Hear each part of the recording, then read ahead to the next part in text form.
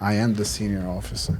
Nobody knows what I'm doing. I've been quiet. I've never told anyone anything. There's not a question in anyone in the department's mind that I'm involved in this type of organization. Like, if you're gonna do something wrong, make sure that you do it right. Steven, wake up.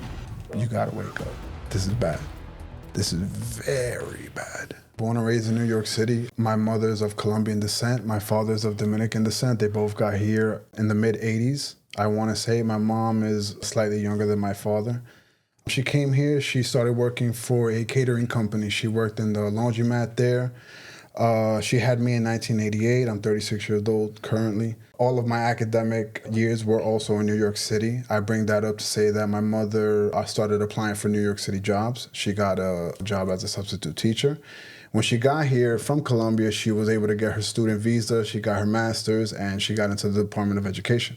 She learned English very fast. She has a heavy accent still, but she maintains and she floats through.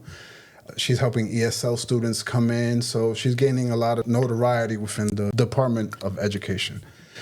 My father is in basically building maintenance.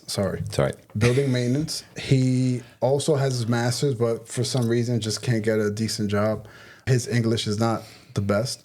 He gets into masonry, and then he starts delving into construction where it's like granite and marble tops and things of that nature. Around 5 or 6, they start to get into heavy arguments. I start to see this other kid.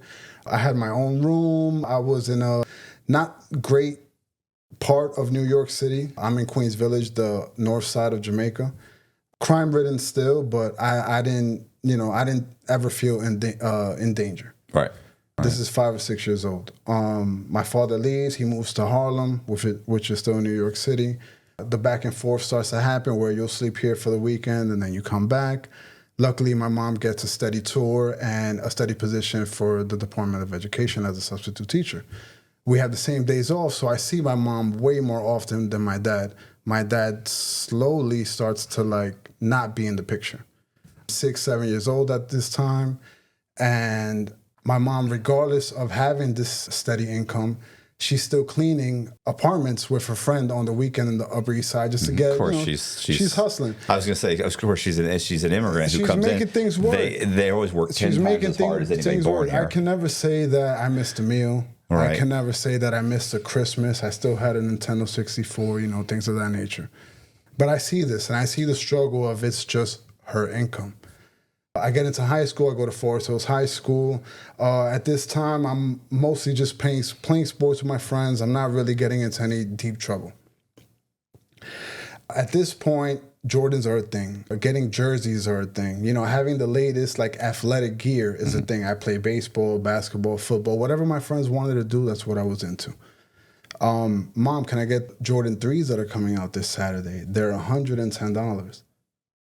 Take you out of your mind. You just got a Nintendo 64 right. A few months ago. No, I can't. I'm sorry. And I'm just okay, I'm not holding it against her, but I'm wishing, because I see and I know that my friends who have both parents are they're making it work. Even my friends that have single parents are making it work. I get into high school. It's my 9th year.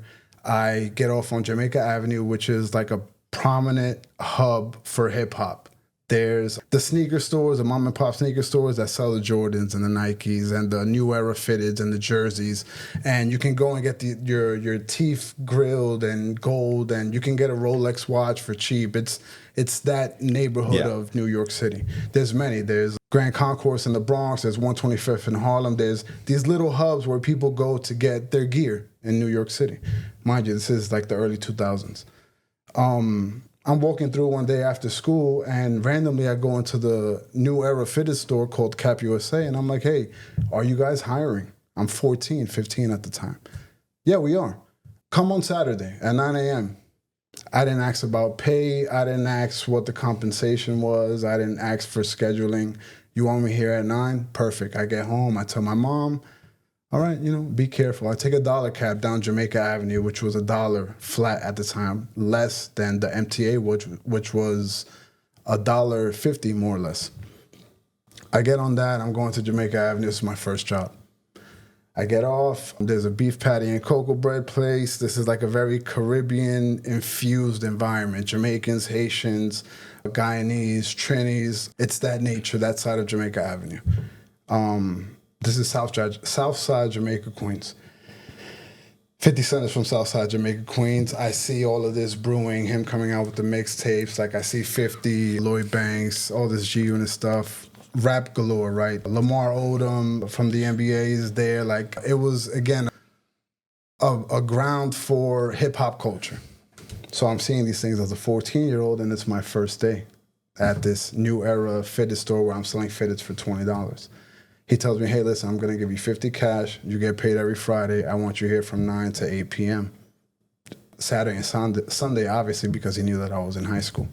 Took a picture of my high school ID, and I started working there. I met a lot of people. This was great. I enjoyed the money that I was making. I was getting gear for half off. This was beautiful. The Jordans that I did want, I was able to buy them myself. So I gained this like structure that I feel started from young, where I'm like, okay, now I have finances. I'm able to not ask my mom for things, and I have a little freedom, you know, at a very young age where kids my age are just worried about going to the park. I gained this hustle mentality from my mother.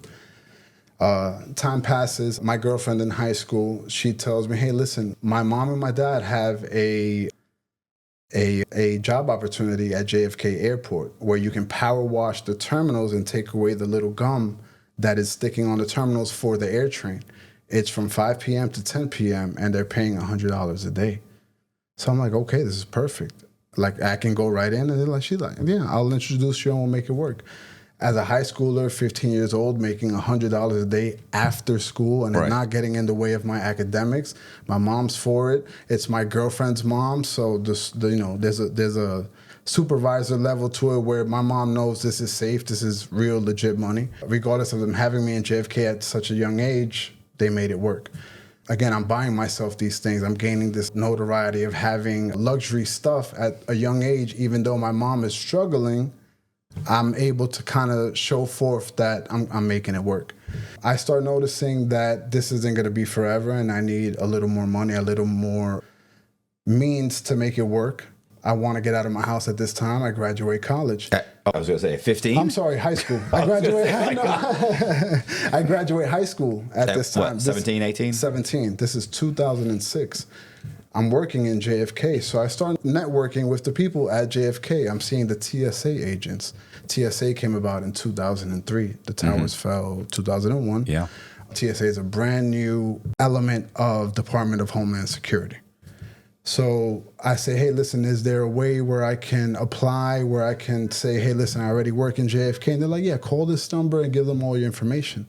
And I did so. I'm 17 at the time. Right. I graduate high school. Shortly after, TSA calls me. This is beautiful. Wow, a government agency at 18, this is perfect. Like everything that I've worked for and that I've, maintained this like good kid role, it's paying off.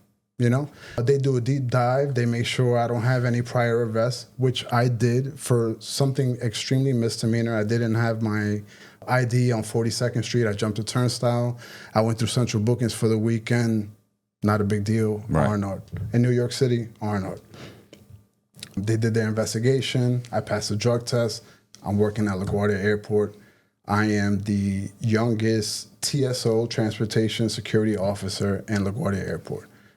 Everything's beautiful. I start taking other tests and other exams because my goal is when I turn 21 and I'm able to carry a firearm, I can probably go to customs, go to ICE, go somewhere outside of TSA.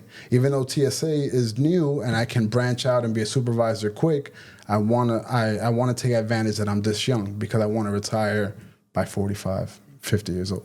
That's the American dream. Yeah, right? Wouldn't that be nice? I do TSA. I'm having a blast, mingling with flight attendants. Again, at LaGuardia Airport, I'm seeing the stars come in. They know me by first name. I start, again, taking these exams. No one's calling me because I'm 19 years old. I'm 20 years old. I'm at John Jay College at this time. John Jay is one of the biggest colleges for criminal justice. Yeah. And ironically, regardless of me wanting to go through maybe law enforcement as a path. I never wanted to be a New York City police officer because of just my upbringing. It was like the police aren't really for us; they're kind of against us. Stay clear of their way. Right. You know, this is me growing up in the early 90s, 2000s. So I kind of like void that test. I'm like, you know what? I'm not going to take that test ever. I'm in there for forensic psychology. I'm kind of like borderline making it. I'm still in TSA part-time, and I'm still at my mother's house. And I have girlfriends here and there, and it's like I have such a great job, and I got a nice car that I'm able to maintain, but I still live with my mom. I kind of want a little sense of freedom. I want my own place, you know? So I take the correction officer's exam. I'm coming out of John Jay one day. They tell me, hey, listen, because you're a student here, the exam is free. Back then it was $30 to take. And I'm like, nah, you know what? This kind of goes into the same group of PD that I'm trying not to do. I'm trying to venture out, you know, whether it means me moving to Texas or Seattle, whatever it is. And they're like, hey, listen. He shows me his pay stub. He goes, you can make some good money here, man. What do you do now? And I'm like, well, I'm in TSA. He goes, well, you know, that's okay. And at that time, I'm probably making $700, $800 bi-weekly because I'm part-time. Again, I'm still going to school full-time. And it's like $3-4 grand. And I'm just like, wow, that's a big step up. You know, $3-4 grand will probably get me a studio apartment. And maybe I can, you know, venture out and still be able to help my mother because she's a substitute teacher. She doesn't make much. Right. You know, she has a stability that she always gets a check, you know, every 2 weeks. And I'm a product of that because I understand that structure now. But if I make more than her, then I can say, hey, listen, whatever I was helping you with, I can still do so and do my own thing. I just wanted the freedom. Single, straight male. I wanted to be with my girlfriends, whoever they were, and just be able to go home after my 9 to 5 and have that structure. So I always craved it. I passed the correction officer exam with flying colors. I got like a 96 or a 93. They called me right away within like 3 months. This is January of 2010, and I am only 20 years old. I turned 21 in May of that year. And she said, hey, listen, they assigned me an investigator. They said, okay, after this, we're going to assign you an investigator, and we're going to do the same thing pretty much TSA did. We're going to take a deep dive into who you are, make sure that you're eligible enough and credited enough. At that time, you needed 39 credits, college credits, to be a New York City correction officer. They did all of that, and they called me in December of that year. I'm 21 at this time. Hey, would you like to go into this class? Of course. This is like a Christmas present to me because now it's like, okay, I'll do this for a few years. I'll give this a chance. Not knowing too much about corrections, knowing a lot about Rikers just through like DVD culture and understanding that people get arrested and this is where they land if you get arrested within the 5 boroughs of New York City. I knew it was dangerous. I didn't know exactly what to expect, but to me it's opportunity, and it's an opportunity that comes once in a lifetime, so I'm gonna go all in. I get into the academy. The academy's 4 months. When I get to the academy, I start realizing, okay, you know, this is serious. Like, you know, they plan on giving us a gun. We're going to be in Rikers Island, the infamous Rikers Island. It's a lot of policy and procedure we're learning. There's a lot of, like, character building that they do. They want to kind of weed out the weak. And they weed out the weak in all elements that you can think of, whether it's physical, whether it's psychological. They try to just let you know, hey, listen, there's going to be a lot of people that are going to test your character, and we're trying to build this from start to finish. And I kind of had that already from TSA, even though it wasn't in that type of element, because I would see people go on vacation or people go, you know, to a major city with their loved one. It was a different element of people. This was people that you're restricting their freedom. This is serial gang members, the worst of the worst. And it's like, okay, you know, I come from an element in New York City where this stuff is around me. Even though I've bobbed and weaved it as much as I have, I've seen it face to face. It shouldn't be that bad. I'm 21. I'm one of the youngest people, again, just like I was in TSA in my graduating class. We graduate, and prior to going to Rikers, which was like an all-job training that they do 2 months into the academy, and they say, hey, listen, this is an on-job training for 5 days. You're going to see a lot of people around you that aren't going to want to come back after this. This is the reality. This is like, okay, we've spoken enough about this place. Let's get to it. We get there, and it's not my first time. I had visited a friend prior to, so I kind of understood what to expect. But when you're behind that gate and you see the realism of it, it's a shock to anyone. You know, everyone's first time there, it's just a, hold on, wait a minute, now this is real. I go through on-job training. The officers that are explaining things to us are seasoned 15, 20 years in, and I'm listening. I'm just listening to everything. I'm seeing a lot of people, you know, bicker and saying, oh man, you see that, you see this, you see that. The inmates are ecstatic because, you know, they know that this walkthrough is a part of, you know, pre-employment to actually being here. And they're making a ruckus. You know, they're causing that anxiety that you don't want, but you're going to get it regardless. I stood tall. I did what I had to do. I graduated 2 months after. Well, what are the inmates saying? Because we never said anything when they came in to the prisons. We never said nothing. They're making fun of your shoes. Oh yeah, but they wouldn't do it to us. We wouldn't, because we'd be afraid that they'd come back or we'd get a shot or something. But a lot of times there were like hot chicks in their regular clothes. Yeah. You get checked. Yeah. And Rikers has an element where a lot of these guys at our house, they're innocent till proven guilty. They're fighting their case. So that there's a certain ego that comes to, like, I'm getting out of here soon. I could talk my shit to you. I'm not going to be here for the rest of my life. Right. You know? So a lot of people didn't make it. Out of a class of 415, 420, I want to say 360 graduated maybe. So, you know, you feel a little prideful, you know. Right. And ironically, there's more women than there are men in this graduating class. After this graduating class, 2 months after, another graduating class comes, and it's constant. For my first 2 years on probation as a New York City correction officer, classes are coming back. And I'm like, okay, my seniority level is rising. My first day on Rikers, you know, I heard an alarm. It wasn't in my housing area. I was able to go to my housing area, which was a dormitory setting. I had to relieve the B officer. There's an A officer and there's a B officer. The A side of the dorm is 50 inmates. The B side of the dorm is 50 inmates. That B officer has to go back and forth to make sure things are okay. If they need the hot pot open for hot water, if they need the slop sink open to clean up a mess, he or she is in charge of opening the day room, turning on the TV, putting on the phones on the phone jack to make sure that everything is working on both sides. 100 inmates to one officer is a lot of, you know, that's a lot of eyes on you. So your first couple weeks, it's like you got to perform. And these guys know that you're new. They've been there fighting their case 2-3 years. Right. People don't think that you're on Rikers for that long. I've seen inmates on Rikers 6-7 years fighting their case.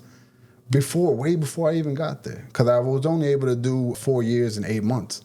So I'm there and I'm on the wheel tour, which is 7 to 3 1 week, 3 to 11 another, 1 to 9 1 week, 11 to 7 in the PM, 5 to 1 PM. It's rotating. And this is a good and a bad thing, because now you're learning the jail, you're learning policy and procedure, you're learning posts that if they throw you in there, you already know what to do. Right. So you're kind of using this really as the on-job training.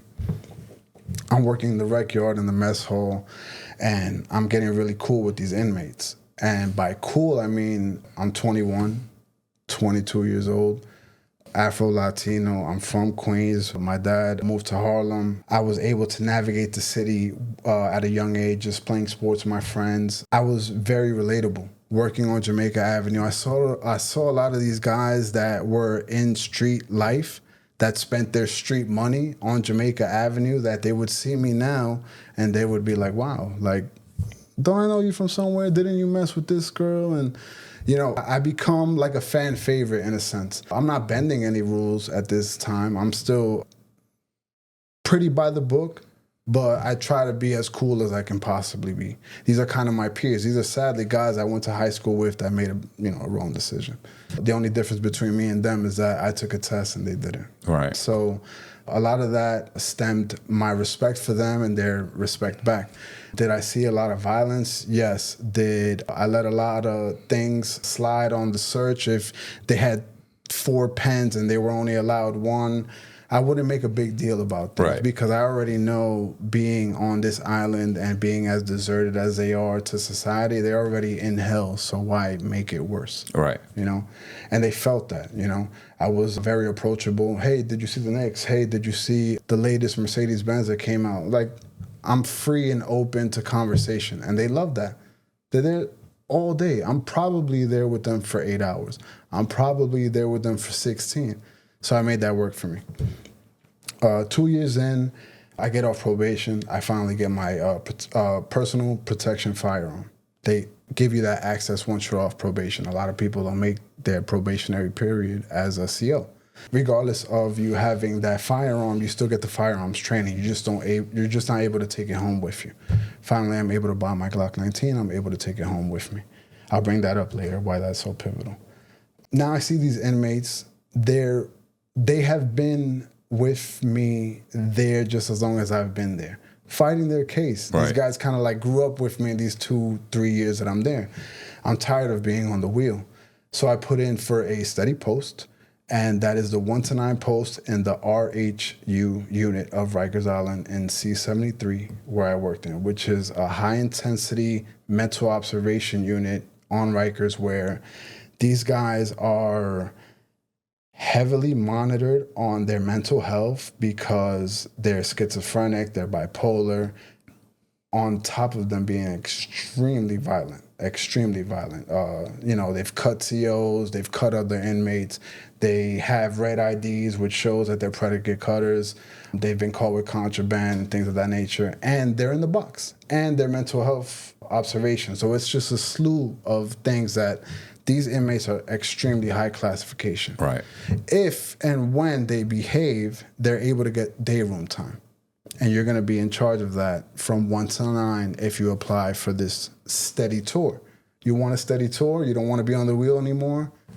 This is all we have. Right. You've only been here 2 years. There's people that have been here 15 years that can't get a recreation post just because they're just not great officers. I'm one to not give infractions. I never gave an infraction as an officer. Again, I was very cool. Guys respected me just because I gave that respect back. And I said, well, how bad can this be? These are the same guys that I've housed that just got in trouble. And they're in the box. It's not that serious. These are mental patients, bro. They're coming from asylums all over the city. Yeah, these are the guys. And they just have felonies. And they're just like being weeded through the system. Yeah, but these are the guys that throw shit on you. These are the worst. They're just the worst. They're setting their mattresses on fire. And you're like, how do they get matches? I'm like, no, they don't get matches. They get a battery and they get a paper clip and they make it work. Mm-hmm. So I'm around these guys. And even then, I'm like, I still make it and manage to like glide through things. I have not had an altercation with an inmate physically, verbally all the time, physically up until this point. So the warden, the assistant deputy warden, this is like their baby. And they're very proud that this unit is working with me as a 1 to 9 steady officer. I am not on the floor. I'm just an escort at this time. So if they need to go to the mental health clinic, if they need to go to the regular clinic, they have a visit, they have to see their lawyer, law library, I'm escorting them through general population hallways as a high mental health patient.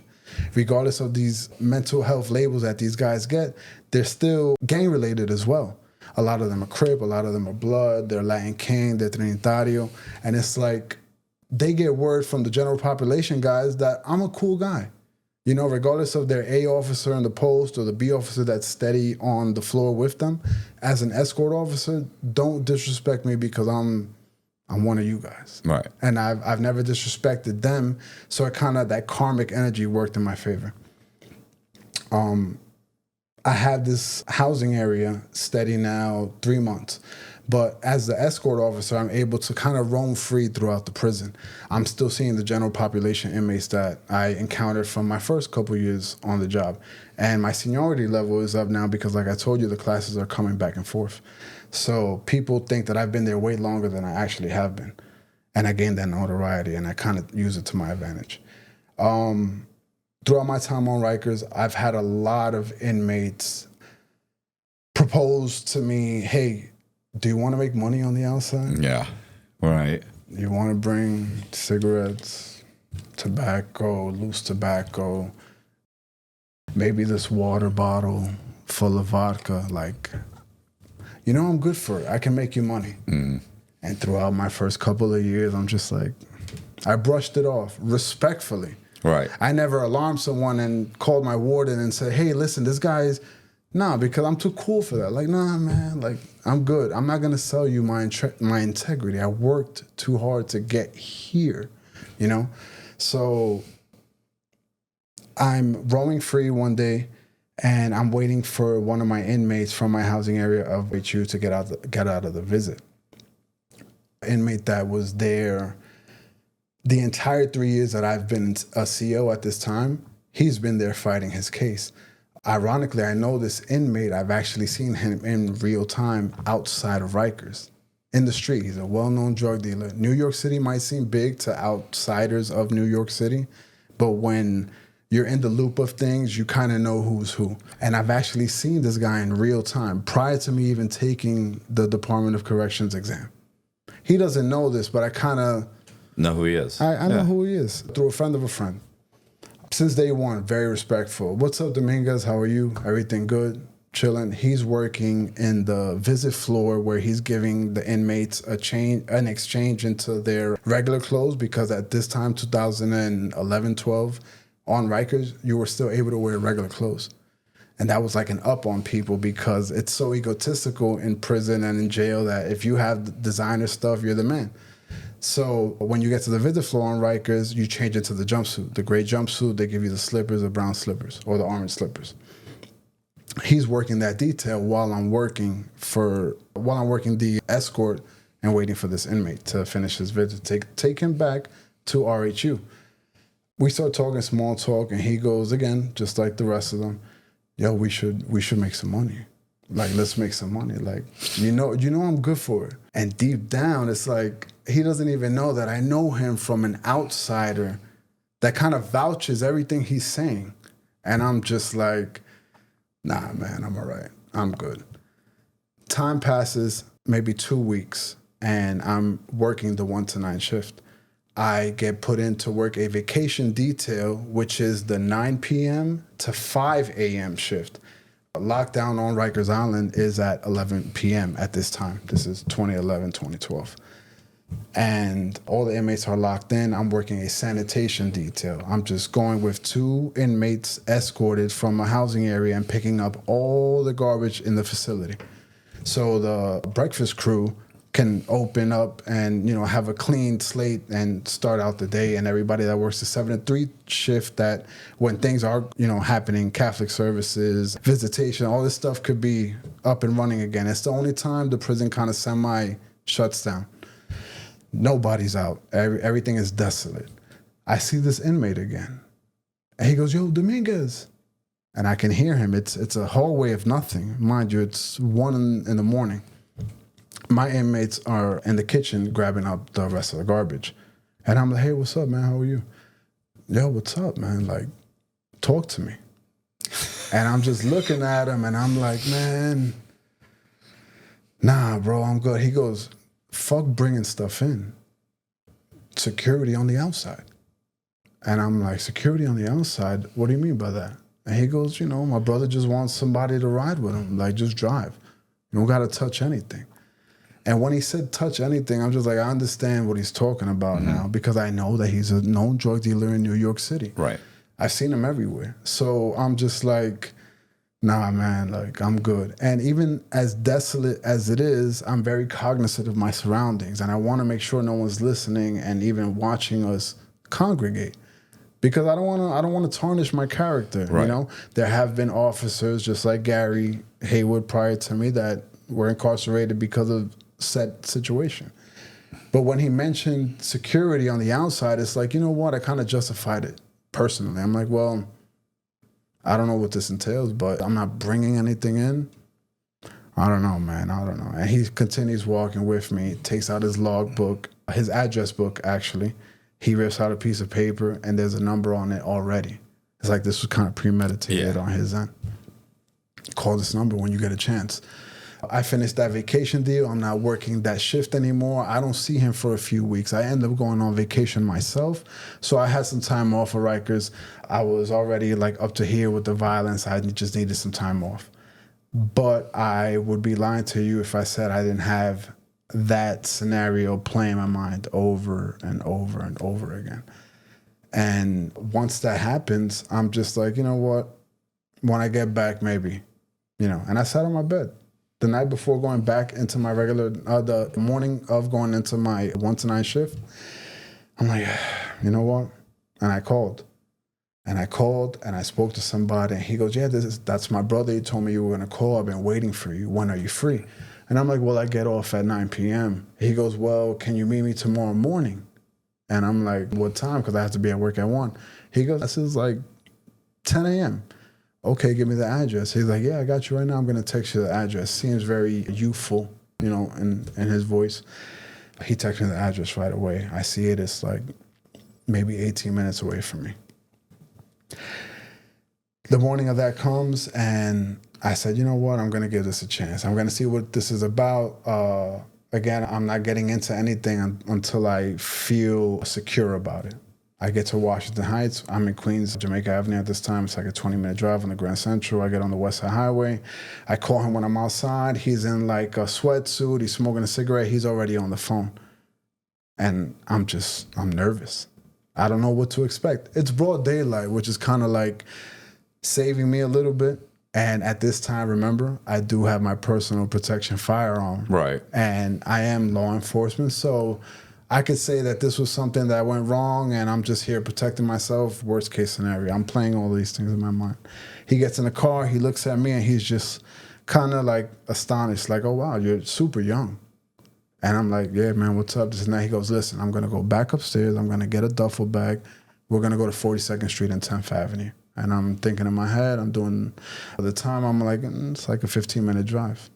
He goes upstairs. I type it into the GPS. I put it. It's 14 minutes. And I'm like, perfect. Okay, cool. I'm nervous. I'm shaking. I don't know what to expect. He tells me to pop the trunk. I pop the trunk. I don't touch anything at this time. We're on the West Side Highway. It's just small talk. Yo, what's up, man? This and that. Yo, I like your earrings. And it's just like, yeah. Like I don't know what to expect. I don't even know why I'm in this scenario. I don't know how much I'm going to get paid. I'm telling myself this was a bad idea. I just want it all to finish and end as soon as possible. Right. Why? Because at 1 p.m., I got to go back to Rikers, put on a uniform, and just... We get to the parking lot. He says, go in. I'll pay the ticket. I press for the button. We get the ticket, dimly lit. We're on 10th Avenue and 44th. We get down there. He meets a car, maybe 6 cars to the left of us. I don't really see much. He gets back in, no duffel bag. He's still on the phone, and he's talking in Spanish. I kind of can't really get what exactly they're talking about, but he's just letting it known that whatever transpired, like, that's it. He's done. Don't worry about it. Do I drop you off? Or would I drop you off? Are you getting off here? Who's going to pay the ticket? And he's just like, relax. Take me back uptown. 13-minute drive. I drop him off. He's on the phone the entire time. My heart is coming out of my chest. I'm just like, oh, man, okay. I drop him off. I'm double parked. He gets out the car, lights another cigarette, and I'm just waiting there patiently. Maybe 2 minutes pass by. It seems like an eternity. He takes out a wad of cash, and he's counting, and it's all hundreds. Gets out the car, gives me a handshake. I'll call you back, bro. And I'm just like, okay. How much did he give you? You don't know yet? I wanted to get out. I wanted to get out that vicinity. Right. I wanted to get back on the bridge, and I wanted to either go straight to Rikers or go back home to Queens because, mind you, it's still early at this time. So I just want to leave. Hey, real quick, just wanted to let you guys know that we're looking for guests for the podcast. If you think you'd be a good guest or you know somebody, do me a favor. You can fill out the form. The link is in our description box, or you can just email me directly. Email is in the description box. So back to the video. He tells me, hey, listen, I'll call you. He's still on the phone, mind you, this whole time. Yeah. He just paid me a couple $100 and just threw it on the passenger seat. I just want to get out at this time. I want to leave the vicinity. I just want to leave. I want to be like clear out of all of this. There's nothing in my car, so I'm like, I can vouch for myself, right? I hop on the highway real quick, and I'm not on my way to work because I did this in under 40 minutes. Yeah. So I go straight home, and I get there in maybe 15, 18 minutes. I park up, and it's $1,500. Oh, okay. And $1,500. That's a lot of money for back then to a 23-year-old who's probably getting this with the old overtime, the blood, sweat, and tears that goes into working a housing area that you're not familiar with, and it's just excruciating money. But, you know, correction officers do make bank when it comes to city employees for New York City. They're one of the highest paid, I believe, after sanitation, if I'm not mistaken. And that's because of the overtime. So I'm like, wow, $1,500. And I'm like, well, 40 minutes of my time, I can get used to this. Yeah. So I'm turned out. You know, at that point, and he called me 3 days later, and he's like, hey, listen, I got another run. This time I have to go to the Bronx. From where you picked me up last time, I need you to go to the Bronx. I have a question. Yeah. You're just there, why? Because you have a firearm? Like, what like, I don't understand what you're doing. Like, what if something happens? Like, what are you expected to do? The whole reasoning for him to tell me, hey, listen, we're going to pay you a hefty amount to basically be with my brother is because you have a firearm. Not so much you have a firearm, you have a badge. Right. You have a New York City badge, which is like having 10 firearms. Right. You know? And if you were to get pulled over, you are in the driver's seat. This is your vehicle. Hey, credentials are right here. Right. They're not going to search. Another member of service, why would they waste their time? You're just a CEO with his cousin. This guy looks like he can be my cousin. Right. Literally. Yeah, even if he's a drug dealer, it's like, oh, bro. They can't assess that situation within those seconds of them pulling me over and me having 4 kilos in the back of my badge trunk. And let you go. Oh, my bad. No. Whether it's for the tints, whether it's for me not stopping so much at a stop sign, regardless of it, the security aspect comes that I have a badge. Okay. I didn't know if he thought, like, if these guys pull a gun, you need to pull a gun. That like, was also like, a thought of mine, and I had to always have that type of mentality because after these runs became multiple runs, and I would always try to assess situations. I would ask them prior to, hey, listen, where are you meeting me? Who am I meeting with? And these things are brewing while I'm still working my regular 1 to 9 shifts. So it's like I have a superhero with the corrections uniform from 1 to 9, and then anything after or pre that, I'm over here transporting what I believe is narcotics only. Right. Could it have been guns? Maybe. Could it have been more than just? Maybe. I never touched anything up until certain moments. These moments start to fluctuate in money. It's not just $1,500. People are probably questioning, you sold your integrity for $1,500. You could have just worked 2 weeks and made that back then. Yeah, but not if it's every 2 or 3 days. It's every 2 or 3 days, and it fluctuates. Like I said, and within a month, that's not 2,800, 4K, sometimes 7K. The most I ever got from them was $12,000.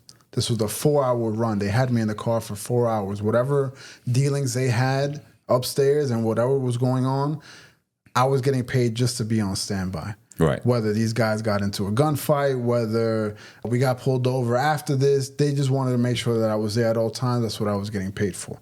And I'm going back to work as if nothing. I see the inmate that proposed this to me from start, and I'm working with his brother inside this organization that now I'm a part of. Right. I'm dealing with his aunt, other cousins, other family members that own restaurants. Say, hey, drop this off here, do this. I'm basically a courier. I'm not touching or bagging anything up. So what happened? You said the second time, was that any eventful or just another chunk of money? Now it's like, okay, if it was this easy, I kind of psych myself out and I say, you know what, I can do this. Like, I'm not jeopardizing Rikers Island stuff. Right. I'm just a law enforcement individual that is abusing my power with this shield and roaming the city with a Glock 19 and drugs. And I'm just, that's it. That's all I know. I don't know anything else. I'm even justifying if I were to get pulled over, I kind of already know what to do.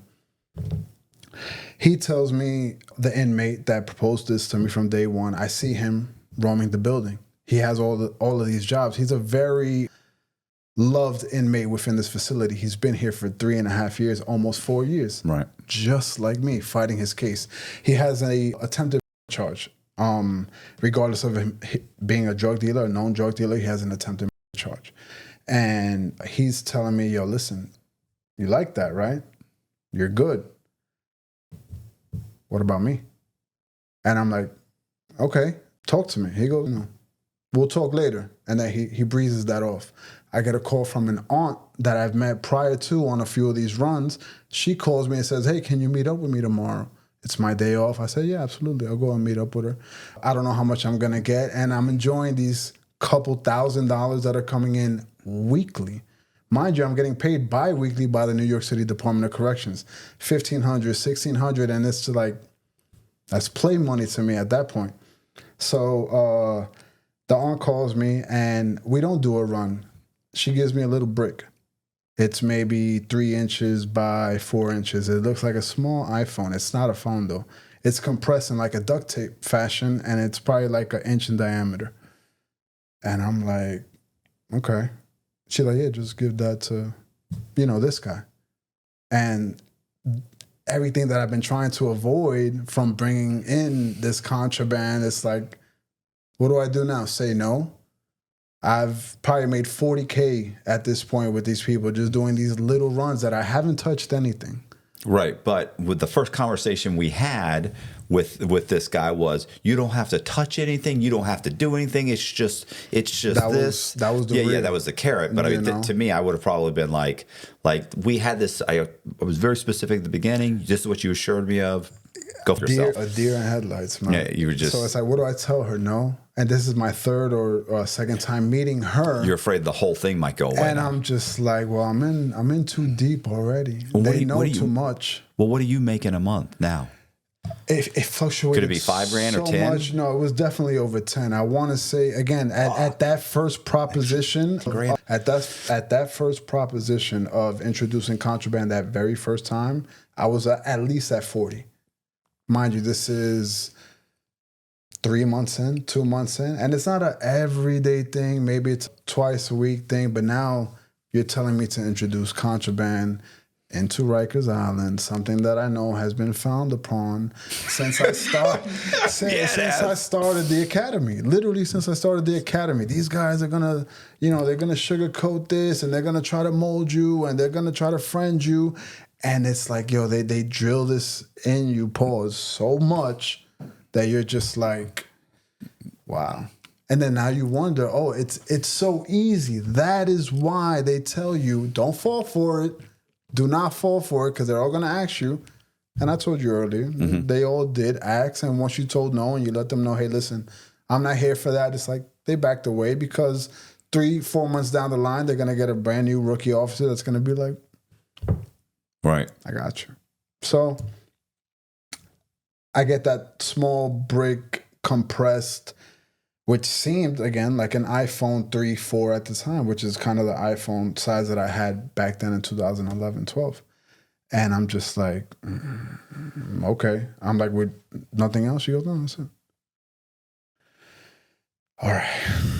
I go to work the next day, 1 to 9, and I have this. And I'm just like, oh, man, like, I got to do it, right? What am I going to do? Not do it, and these guys know what car I drive, the license plate, my phone number. He knows where I work. There's too many scenarios where I can't back out. I feel like my back against the wall, and this is all I got to do. And if I do this, it might be just as smooth sailing as it was when I was transporting whatever they had in that duffel bag. Right. I wasn't scared about it then. And if I was scared, I still ran with it. I get into the facility. I'm a seasoned officer, regardless of me being there 4 years. There's so many classes under me that I am the senior officer. People are retiring left and right. And I have my own steady shift. I have my own steady housing area. I take care of RHU like a golden boy on Rikers Island in C73. So me going through the magnometer and getting to my locker with this package of I don't know what, it's not going to be that hard. They're not going to stop me and pat me down. I go through this magnometer 5 times a week, you know? I do exactly that. I get to my locker. I have it in my pocket. It's a cargo pant pocket. I also have a Tic Tacs in there, like my regular stuff. I get to my housing area. Now it's like, okay, how do I get this to this inmate that I would randomly see throughout random times because I'm an escort officer and get this off of my person? Because what if there's a search and there's a canine unit? And what if this duct tape is not as strong as I think it is and it seeps through and the German Shepherd is in front of me barking and now the K9 unit officer is like... Right. All this stuff, all these scenarios are going through my head. I said, I kind of run this building. I roam free through this building regardless. No one's ever going to ask me. I'm too much into my head. Let me just get this over with. I do exactly that. I walk to that inmate's housing area, the dormitory where he sleeps at. I ask him to come outside. I tell him, hey, listen, I need you for such and such. I throw the contraband in the garbage. He knows exactly what to do. He picks it up, goes about his way, and it doesn't look suspect. No one's making sure, hey, is that Dominguez? Who's that? What's going on? I'm here all the time. Nothing looks out of the ordinary. And again, I work so many units and housing areas that me picking up this inmate randomly, the A officer is like, what do you need that inmate for? He's loved himself. He can semi-roam free. He's not a high classification inmate either. And it just became that. And then when I couldn't get to him, now doing these runs, I'm also getting the contraband on the side, and I'm bringing contraband to Rikers Island. So how often is that happening? Just as much as often as the runs happen, because now what becomes a moneymaker on the outside also becomes a moneymaker on the inside. You didn't have to do it the first couple of times, but we showed you how easy it was, and you're doing it effortlessly. If you don't find me or you can't get a hold of me, I'll let you know, hey, give it to this guy that's in your housing area. Or when you go to drop off this inmate, these guys are watching everything. So they know when I have a certain inmate that is diabetic and he has to go to the clinic, they know I got to take him to the clinic at 4 p.m. Why? Because they see me do it every single day. So when you're in the clinic, there'll be somebody in the clinic waiting for you, and you just drop it off, and they'll get it to me. And it worked that way for a very long time. Aren't you concerned at all that now too many inmates know what's happening? That's where I didn't want to get to in the first place, because it's like I never worked in your housing area for me to see you every single day, so this can work like clockwork. So me getting it to you is the hardest part of this whole scenario. Not me meeting up with your aunt or your cousin or your uncle or whatever it was. I'm kind of already privy and used to this, but how can I get it to you? And it's like, no, you can drop it off at this guy. But it's an organization, and within the organization, and is just a black market for impermissible items that you can't get on Rikers. If you can get them, you're the man. Right. And he needed that power. He had it on the outside. He needed it on the inside. And then, in hindsight, I'm just like, I feel like he was already getting these things prior to me. So there has to be others that are doing the same thing. It was probably Hayward. Hayward was already... He'd been gone for years. He had been gone for 3 years already. Oh, yeah. You're right. Remember me starting... He went to the tombs. Correct. Me starting in the building that I worked in, he was coming out. And then his situation happened. Well, I mean, I'm sure there's other guards bringing it in. So what is it? Is it tobacco? What? Straight tobacco. I don't know. Do not quote me on this. To me, that makes always, whenever they wrap it up real tight like that, always makes me think, yeah. Compressed as hard as can be. Again, no more than 4 or 5 ounces. But you got to remember, impermissible items on Rikers Island. Tobacco being one of them. I forgot if it was Mayor Giuliani. Early 2000s, he took away being able to smoke within any city building. Right. Rikers Island is a city building. So COs couldn't smoke. Inmates couldn't smoke. They used to sell tobacco on commissary prior to this law coming about. So now that the item can't be bought, there's a need for it. Yeah, now I'm not going to stop smoking after 40 years. I'm on Rikers Island for a few weeks. I need to get my fix, and I'm going to get it somehow. A finger of loose tobacco, which is like a plastic glove filled of loose tobacco, can go for $150. And a pouch of loose tobacco, which you can fill a whole 5-finger row of, is only $3. So, it makes its money, and people get paid. And when they get paid through these Western Unions, or whether it's a civilian visitor bringing it in, or a mental health clinician bringing it in, or a doctor bringing it in, and you would ask yourself, a doctor? Why would a doctor throw away everything that they've worked for just to bring in contraband? Look it up. It happens. Yeah. It happens. It's not just correction officers. And I kind of want to always let that be known, During COVID, there were no visitors. So maybe, yes, it was only the correction officers. It could be civilian staff, too.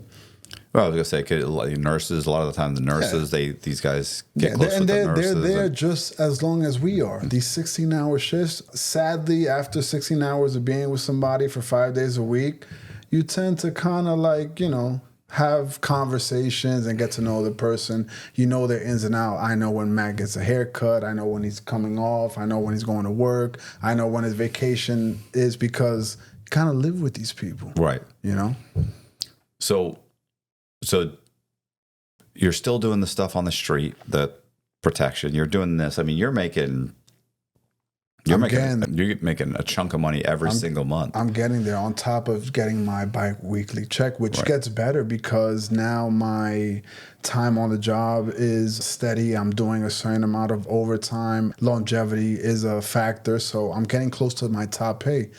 Top pay back then, 2012, 13, 14, for a correction officer was $89,000.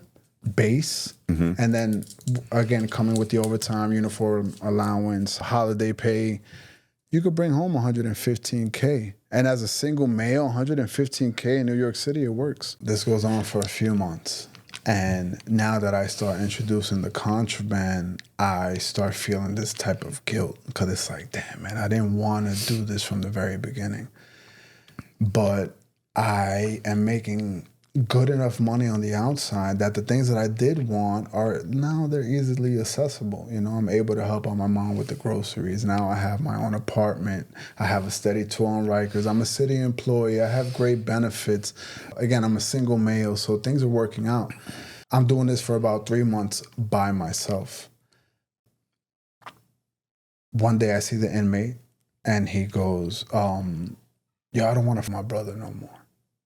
And I'm just like, mind you, I'm in uniform on Rikers Island, and I'm looking around, still very strategic about what I'm doing. There's not a lapse in my judgment where I'm not on point about things. I'm still very cognizant of everything. I want to make sure nobody's listening. Nobody has a clue. I've been cool since day one. So I don't look out of place talking to this inmate. This inmate doesn't look out of place talking to me. So he goes, I don't want to mess with my brother anymore. I'm going to give you another number. And this is the guy. Don't talk to my aunt anymore. These people are shut up. And he's telling me I'm about to go to trial soon. I don't know if I'm going to win. I'm a predicate felon. If I lose this attempted charge, I'm gone 15 to life. They got to give me 15 to life as the minimum. And he's just expressing this stuff. And he's like, I just need your help. Call this Colombian guy and make things work. I need a better lawyer. I need more money. And I'm just like, wow, I'm really deep into this because he has this trust to tell me all of this. And there comes to a point where I'm making enough money. I don't want it to stop, but I kind of want it to stop. Right. Because I've been getting away with it. There's not a question in anyone in the department's mind that I'm involved in this type of organization. I have a steady tour, like I said. Around that time, the assistant deputy warden and the warden of the facility gave me a certificate of appreciation. They gave me a certificate of appreciation for, one, holding down this housing area. And while I was gone on my vacation relief, when I came back, there was an officer during that week that got his radio and his cuff key taken from a slot from an inmate that was in my housing area. And this guy has a walkie-talkie, and he's on all the channels saying, yo, free this, yo. Oh, God. Suck my dick and this and that, blah, blah, blah. He's going crazy until the battery dies. I come back from my vacation and I'm like, yo, man, give the walkie-talkie back. They didn't want to extract the inmate. He's a high-level mental health, and they just didn't want to hurt him. They got the walkie-talkie and the cuff key back.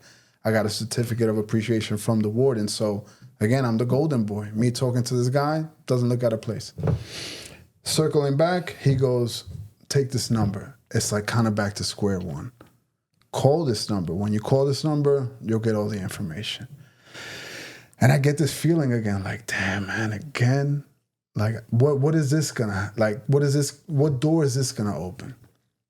I wait a few days and I call the number, and it's a heavy Colombian accent. And he goes, hello? And I'm like, hey, how you doing? Such and such, call me. I give him the fake name that I always have. And I'm like, hey, this is Tony. And he goes, oh, Tony, I've been waiting for you, blah, blah, blah. Can we meet at this Colombian restaurant in Queens tomorrow morning? I am off. I can meet you. I've seen and been to this Colombian restaurant. I go, it's 11:30, 12 o'clock. It's about to be lunch. And I'm nervous again. I haven't had this nervous factor as much as I've had up until now from the very first run that I did that I didn't know what I was getting into. Right. I don't know what I'm getting into at this point. It's my day off. I have sweatpants on, a hoodie. And I see this Colombian guy come in, and he kind of gives me a head nod, and he's like, and I'm like, yeah, he sits down, shakes my hand. The guy looks like he can be my uncle. And I'm just like, hey, what's up, man? He goes, hey, listen, I've heard a lot about you, but, you know, I need you like ASAP. And I need you to like be a little more free in the morning, at night, whenever. I know what you're doing. That's why you're here. That's why whatever these guys pay you, I don't want to deal with their brother anymore. Their brother's getting on my nerves. This is the first guy that I met that gave me the 1,500. Yeah. And I'm just like, I don't know what he did. I don't care. I don't want to ask. It is what it is. And I'm like, all right, cool. Call me. And he goes, okay, cool. Can you start tomorrow? And I'm like, yeah. There's been like a 3-week period where I didn't get any phone call because, again, he's having an issue with his brother. The next day, we're exchanging text messages, and he goes, I need you to meet me on Queens Boulevard, close to the restaurant that we met at the first time. I meet him there. It's also my day off, and I do a run with him. But this time, I'm driving his car in his Durango. Brand new Durango. It's not good. He goes, yeah, just park your car, get in the car. And I'm like, you don't want me in my car? He goes, nah, I have everything, and I don't want to. Okay, where are we going? 44th Street and 10th Avenue. Oh, shit, this is the same place that I went with the brother. The very first run. This is the first time I did the first run. Maybe this is like a meeting ground for whoever they're dropping whoever off to, whatever it is. This is where they meet. It's enclosed. It's underground, dimly lit, like I told you earlier. We get there. I kind of know. I get the ticket. I'm in the Durango now. And I'm like, okay, like this is not my car. Where do I go? And I'm asking more questions. I'm not as comfortable as I am. This is a brand new person. He's a lot older than the brother. And I try to be a little more professional about things. Park up, does the same thing as a brother. Gets back in the car, nothing's in the car. He goes, all right, take me back to your car, and then you can go. $4,000. And I'm just like, in an envelope. Right. Things are a little more professional. All right, man, I'll see you. By the way, do you have someone else that can kind of do this with you? Just so I can, cover more ground. I don't want to have to babysit you every single time. I just had to meet you in person. These guys are vouching for you, but, these guys are pieces of shit. They're just street kids that they just spend their money on jewelry and go to the strip club. He's bad-mouthing them. Right. And I'm just like, I don't. Throughout my time as a correction officer, I would have inmates that they wouldn't snitch, but they would tell me, yo, man, this guy's bringing in this and he's doing that. And you hear the tall tales and you kind of just... you mind your business. Right. It's not getting in your way. There was an inmate that I would get told about that was making things very hot within the housing area that I actually housed. So the housing area that I housed, it was RHU on the B side. The A side was general population. It was the Crips and the Trinitarians, which are the Dominican-based gang in Rikers Island. And he's there as a B officer a lot. Whatever his dealings are with, whether it's with the Crips or the Trinitarios, he's doing his thing. He's actually bringing in contraband. And one day I come in and I tell him, hey, listen, man, you got to relax. And he's just looking at me. And I'm like, if you're going to do something wrong, make sure that you do it right. Because I'm letting him know that they're letting me know, like, you're a little too messy with whatever you're doing. And it's within the grounds of, he doesn't know what I'm doing. Mm-hmm. No one has gave him a flag. Hey, listen, Dominguez is, nobody knows what I'm doing. I've been quiet. I've never told anyone anything. And I'm just letting him know, like, hey, listen, bro, you don't have to do this. And he goes, it's like, gets into his feelings. And he's like, yeah, man, but this and that. I have the conversation that I had with the Colombian, deeply rooted here. And I'm like, I know somebody that I'm doing this with on the outside. If you want, you could roll with me and you could do this on the outside. You don't got to get too messy. I'm down. I have student loans. I live in my mom's basement. He's kind of going through the same motions that I felt from the very beginning of this dealing, where it's like you're kind of doing this wrong thing for the right reason. There's no real malicious act. You're not trying to hurt anybody. You're not bringing in razors. You're just like, you know. And he's already, his integrity is already sold because he's already doing it prior to me. So I know that him doing this on the outside is going to get him a lot more money than whatever these guys are paying him. And we do exactly that. I tell the Colombian guy through text, like, hey, whenever you're ready, I have someone. Perfect. Let's meet up. Let's meet up at this parking lot in Queens. And I'm like, all right, cool. I tell my boy. He tells me, perfect. I'm off also. He's on the wheel, but he actually manages to be off this day. He's a little nervous, just like I was. And I'm like, listen, I just met this guy too. They just want us to drive from point A to point B. I told him straight up, I don't touch anything. I don't bag anything up. I don't see anybody getting hurt. Like, you know, you're just a driver. You're a courier. Perfect. The Colombian guy texts us, get in the car. We both get in the car. We shake hands. We meet. He gives us each a duffel bag. And he goes, listen, I'm going to text you both the address. It's the same address. You guys will go in separate cars. You take this, meet me there. When I get there, I'll grab everything, go upstairs, do my thing.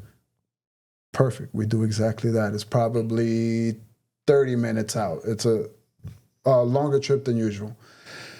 We get there, he's parked, he's looking at me, and it's like, okay, cool. He smokes a cigarette. My partner, the Colombian guy, goes upstairs, grabs the duffel bags, does what he does. He's up there for 20, 30 minutes, and we're just there like, and it's just building. He comes back, the Colombian guy gets us in his car and then calls us over, hands us cash. It's $1,500, and I'm just like, all right, you guys done better than $1,500. I thought I was gonna get a lump sum from bringing this guy in because now you guys have me, but just what you said, you want to have more coverage. Right. What I do? Did I just split my? And now this guy fee? knows what I'm doing, so I'm extremely vulnerable myself, and he's ecstatic. $1,500. He was getting $200-$300 when he was just bringing in contraband regularly. He's happy. He's like, hey, let's do it again. Let's do it again. I'm down, this and that. And we continue doing so. This happened 3 or 4 times. We don't hear about this guy. We don't hear from this guy for almost 2 weeks. And he goes, yo, what's up? And I'm like, I don't know, you know. In my head, I'm just like, if it's dead, it's dead. Like, you know, I made my money. No one knew. Clean slate. Spoke too soon. I get a phone call. He goes, hey, I need to meet you guys. This is Monday, June 23rd, the day after Father's Day. I need to meet you guys uptown in the Target parking lot. Separate cars. 8:30. And I'm like, okay, cool. I tell my boy. He sees it in the group chat. He goes, all right, cool. I'll see you then. I start at 1. We both start at 1. Cool, perfect. We get there and we're waiting. And the parking lot is desolate. He comes in the white Durango, and he's parked maybe 6 cars to the left of us. Says, come in the car. We get in the car, same scenario. Hey, listen, the brown duffel bag is yours, which is my partner. The black duffel bag is mine. Okay, cool. I'm on the right side. I'm seeing him. I'm going to text you the address. It's in Yonkers. It's about a 40-minute drive. Cool. I'm going to the bathroom, and then we could kind of all head out. All right, cool, but you guys could head out now, separate vehicles. We do exactly that. We exit the car, I exit out. I look at my Nike fuel band, and it's like 8:50, 9 o'clock. I look at my partner. He goes, I might have to pump gas. And then I look at the time again. I'm like, well, hurry up. And then as soon as I look back, it's a hearse rental car. Doors bust open, DEA agents, vests, guns out. Get on the ground, get on the ground, get on the ground. And I look at my partner, I have the duffel bag in my hand, and I'm just like, a deer in headlights. He's looking at me, a deer in headlights. Everything is slow motion. I don't hear anything. I just start seeing cars coming left and right, squad cars, guns everywhere, and I'm just frozen. The only thing I feel is the knee of a DEA agent pinning me to the ground, taking off my personal protection firearm, unloading it, and cuffing me within 3 seconds. And I'm looking at my partner, face to the pavement, and I'm just like, Steven, wake up. You gotta wake up. This is bad. This is very bad. Where the fuck did we go wrong? Why did you not see this happen? Holy moly. He's looking at me, I'm looking at him. We get thrown in the squad car. I'm in the back seat. There's a young lady with a vest on, DEA agent, credentials on her neck. There's a big white guy sitting next to me, heavily tatted, and he's just looking at me and he goes, and I'm just like, I'm trying to keep my cool. But the DEA's there, it's all right. It's over. What precinct are we going to? He goes, precinct? What do you mean precinct? And he pulls his badge out and he shows it to me, and it's a DEA emblem. And I'm just like, man. We're in separate cars, my partner and I. The Colombian guy, from what I saw while I was on the pavement, he's tussling with these DEA agents. And he's fighting, trying to roam free, and it looks crazy. And I'm just like, holy moly. A lot of things are going through my head. Were they looking at me? Were they looking at him? Were they looking at the car? Like, what do I say once we get to an office or a desk and these guys are asking me questions like, what's going on? Mind you, he disarmed me knowing I had a gun on me. Yeah, he knows way too much. He knows. They have my wallet. It's in my back pocket. I have my shield there. I have to have my shield on me at all times. Why? Because this is my superhero badge, and no one can stop me in New York City if you have a shield. I'm trying to think of where, like, is the guy in prison who realized he's probably going to jail for 15 to 30 years, and, you know, it's slowly set up, and he got to a point where he was like, okay, I can use this to my advantage because I'm probably going to. Desperation. Yeah. Is that what I felt that's probably what it was months after. Mind you, I'm still dissecting I don't know what they know. We're on the West Side Highway. And again, I asked the DEA agent what precinct, and he's just like, precinct, we're going to headquarters. And I'm like, whoa, this is big. This is not a 4 ounces of or a gram and a half of whatever it was. I don't know what's in these duffel bags. I didn't even open them. I never opened them. I didn't want to know what they were. I mean, that for you, for your conscience, that tells you, makes you feel okay. It does. But none of that matters. None of that matters. It's like the same thing with the guy that goes in to rob a bank and says, it wasn't even a real gun. Doesn't matter. It doesn't matter. The threat is still there. Yeah. You know, and people can say, oh, later on they can argue, oh, why didn't you say this was entrapment? He kind of lured you in, but he told me, hey, this is what I had, this is what I can offer, and I gladly opened that door, you know? And that's not even in federal court. Like in New York State, that might be a defense, but in federal court, it's hard. Yeah. And I'll tell you why it was hard later on. So we're on the West Side Highway on our way to headquarters, and everything is going through my head. And I'm just like, wow, I'm supposed to be on Rikers Island at 1 p.m. today, you know? And I don't know what my partner is going to do because I kind of just brought him into this world. So he might sing. This might be American Idol for him. I don't know what he knows, what he might lie about. He might throw me under the bus. He's only been New York City correctional officer for 2.5 years. I've been a New York City correctional officer for 4.5 years, going into my 5th year. I haven't hit top pay yet. And all of this is flashing before my eyes. We get to headquarters. The elevator opens up, and it's a big emblem, Drug Enforcement Agency. And you're just like, okay, Yeah, it's probably a nicer building than you know what I'm saying? You can see the budget when you go in these places. You're like, these people have money. This is big boy shit. Even them taking me out the squad car and taking me to the elevator, there's Lamborghinis, there's, you know, the exotic cars, and you're just like, wow, they probably, all the toys that they see are here. You know, this is headquarters. What happened to my car? Oh, one of the agents got it, they'll bring it over. And jokingly, he goes, you own it? And I'm like, no, I just bought it. Why did I just buy it? Because I'm making so much money that I can afford a second car. I bought a Grand Cherokee, a Latitude, a 2014, 15 miles on it, still had the plastic ripping off. And he goes, we probably put more miles on it than you did. Jokingly, while I'm in the bullpen just waiting and not knowing what's going to happen. I see all these guys in suits come in and out, and then I see my co-defendant come in 15 minutes later. And then I see the Colombian guy come in 15 minutes later after that. Nobody saying a word. I don't know what's going on. One of the DEA agents comes and she goes, hey, listen, we just want to ask you, you know, these general questions. This is not an interrogation.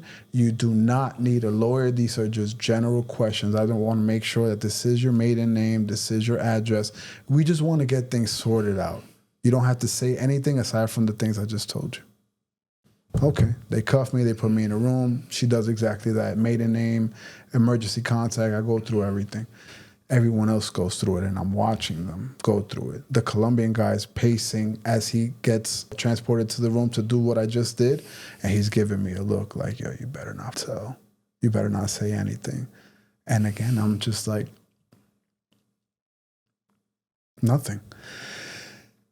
Me and my co-defendant now are cells to each other, and we're just like, yo, bro, listen, I don't know. Right away, DA, hey, there's no talking here unless you're talking to us. One of the DA agents comes, he goes, yo, Dominguez, you want to have a chat? And I'm going, no, I'm good. They take my co-defendant next to me, which is my partner. They put him in a room. They didn't even ask him if he wanted to talk. Mm-hmm. It's kind of like a psychological game that they're playing. Now I see him going and not even saying that he does or doesn't, and they're asking me in front of everybody.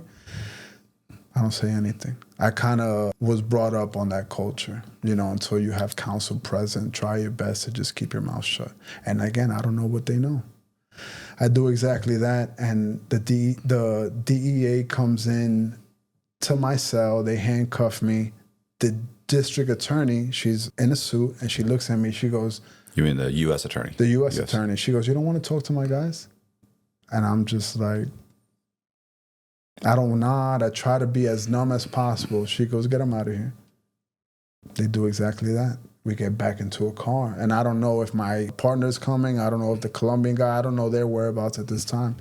I asked the officer again that's in the backseat with me while I'm handcuffed, where are we going? We're going to Manhattan Tombs. You're being arraigned. And if I'm in Manhattan Tombs, well, that's a city case. This is not federal anymore. I got arrested by a DEA. And I'm like, okay, now I'm very confused. Yeah, I was going to say, do they have the marshals holdover there? Is that? Or? I don't know what it was, but New York City took over me once I got to Manhattan Tombs. So now I have my peers of the same uniform that I used to wear 24 hours ago. And they're like, yo, what the hell happened? I don't know what happened. And just like the movies, I'm in the bullpen by myself, and the news shows me 17 correction officers, 14 correction officers arrested for promoting prison contraband, bringing in oxycodone, tobacco, all these pills, and promoting this and doing that, part of a huge criminal enterprise. And I'm just like, no. My co-defendant comes 10 minutes later, and I'm showing him, and we're on the phone. I'm trying to get in contact with my mom. I don't remember the phone number vividly. I finally get a hold of her. The Rikers had been calling her because at this point it's 3-4 p.m. She's my emergency contact. Right. Hey, is Steven coming into work? Is everything okay? Rikers Island does not even know what's going on. This was a whole operation that had to do with a slew of departments of Department of Corrections, Department of Investigations, DEA, ATF. All of these organizations came about just to look at me. And I'm like, This can't be. What about the Colombian guy? What about the Dominican guy? The pieces start coming together. And now I realize that I'm here because they were watching the Colombian guy. That's what I think. That's not exactly what happened. But they got 17 other, yeah. It was all over the place. Again, I don't know where I'm going. I don't know what's going on. Luckily for corrections, when officers do get in trouble, there's a union that backs them up. The union, Benevolent Association of Correction Officers. Yeah, but I'm sure that doesn't last long when it's a criminal investigation. They came through, they bought me food, they try to console me and say, hey, listen, we don't know what's going on, but we got your back. There's going to be a lawyer that's going to represent you at least for arraignment purpose. Right. And I'm like, okay, like, I don't know really the steps. I don't even know, again, what they know. So I'm numb at this point. 4 or 5 hours pass by. I break the news down to my mom. I'm telling her, I don't know what's going on. I'm so sorry. They called me with stuff. I don't know what I was bringing. I don't know how much they had. I was just being a security guard. I'm trying to sugarcoat it to my mother. And she's just like, what did you get yourself into? They've been blowing me up for hours. We get to arraignment. I stand in front of the judge. My partner stands right next to me with another union president, not union president, another union lawyer with the union president and a union representative. The judge reads out A1 possession, criminal sale, and A1 attempted sale. $500,000, $750,000 bond. And I'm just like, whoa, wait, like I'm expecting a 50, 70K, like, right. You know. And I look at my lawyer, he goes, I'll talk to you in a bit. I'm looking at my mom, she made it. She was with my girlfriend at the time, and I'm just like, I don't know what I got myself into. Sale of what? Okay. You don't even anything know. A1 in New York City consists of, hey, whatever it is, if it's 8 ounces or more, it's considered an A1 felony. Okay. We get back to the cell, and I'm like, man, this was big. The lawyer comes back. He goes, listen, I'll see you in the morning. You'll probably end up in Westchester County or Nassau County. Nassau County is all the way in Long Island. Westchester is in Yonkers, maybe 25 minutes out from where Rikers Island is. Now, I realize that I'm in deep shit. I get to Westchester County. They come and pick me up. They take me there. There's no word said. I don't see my partner anymore. I'm by myself. And I'm just like, what did I get myself into? You know, I don't even know how to explain this to myself. We get to Westchester County. I get to the intake area. The warden comes in, the captain comes in, and they goes, hey, listen, we know what's going on. You're a member of service. So we suggest you go to PC. And I'm like, well, I don't want to go to PC. Like, you know, I always knew that PC was not a place to be. It was the worst of the worst. It was a lockdown. It was escorted movement. And I'm just like, I don't think I need PC. I've never hurt anybody. I'm not here for hurting anybody. Like, I'd rather go to general population. Yes, They're like, that's not what it is. There is no way that as a uniformed officer, still, because you're innocent to proven guilty, correct? Right. So you're still a city employee, whether I want to believe it or not, even though I know deep down it's over and I would never be a city employee again. They told me, listen, you're going to PC, sign this paper, wear this armor sweatsuit, you want a large, extra large. And they're just going through the motions. They don't care that I'm a correction officer. You know why? Because I'm not a correction officer anymore. Right. The next morning transpires, I wake up, I get no sleep, I'm in a cell and I'm looking around and I'm just like, man, this can't be everything that I worked so hard for led up to this moment. Ask one, can I get on the phone? They have me on a quarantine. My lawyer comes in. I'm able to see him through a glass. I'm able to see my mom through a glass. I'm trying to explain to her what happens. I'm explaining to my lawyer what happened. I go to court 3 days later. Succeeding indictment, 17 counts. Promoting prison contraband, A1 possession in the first over 8 ounces, bribery, receiving, conspiracy 2, 4, 5, again, promoting prison contraband, and I'm just like, what the fuck is going on? I sit down with my lawyer, he tells me, all right, talk to me. Tell me everything that you've done, because I've obviously known that you've done all of this. This is my union lawyer. Mm-hmm. I don't want to tell him everything. I don't know if he's working with the district attorney. I don't know where my faith is going to land. I started explaining to him how I got into this. And he goes, well, looking through your discovery, knowing how the district attorney is playing, understanding the Department of Investigations, understanding why the DEA was involved in this, it just seems like you're dealing with a confidential informant. And a confidential informant could be someone in the jail. And you said the person that involved you with this Colombian guy that you were driving freely for, how did that connection happen? I said, well, he gave me a number. He goes, well, there you go.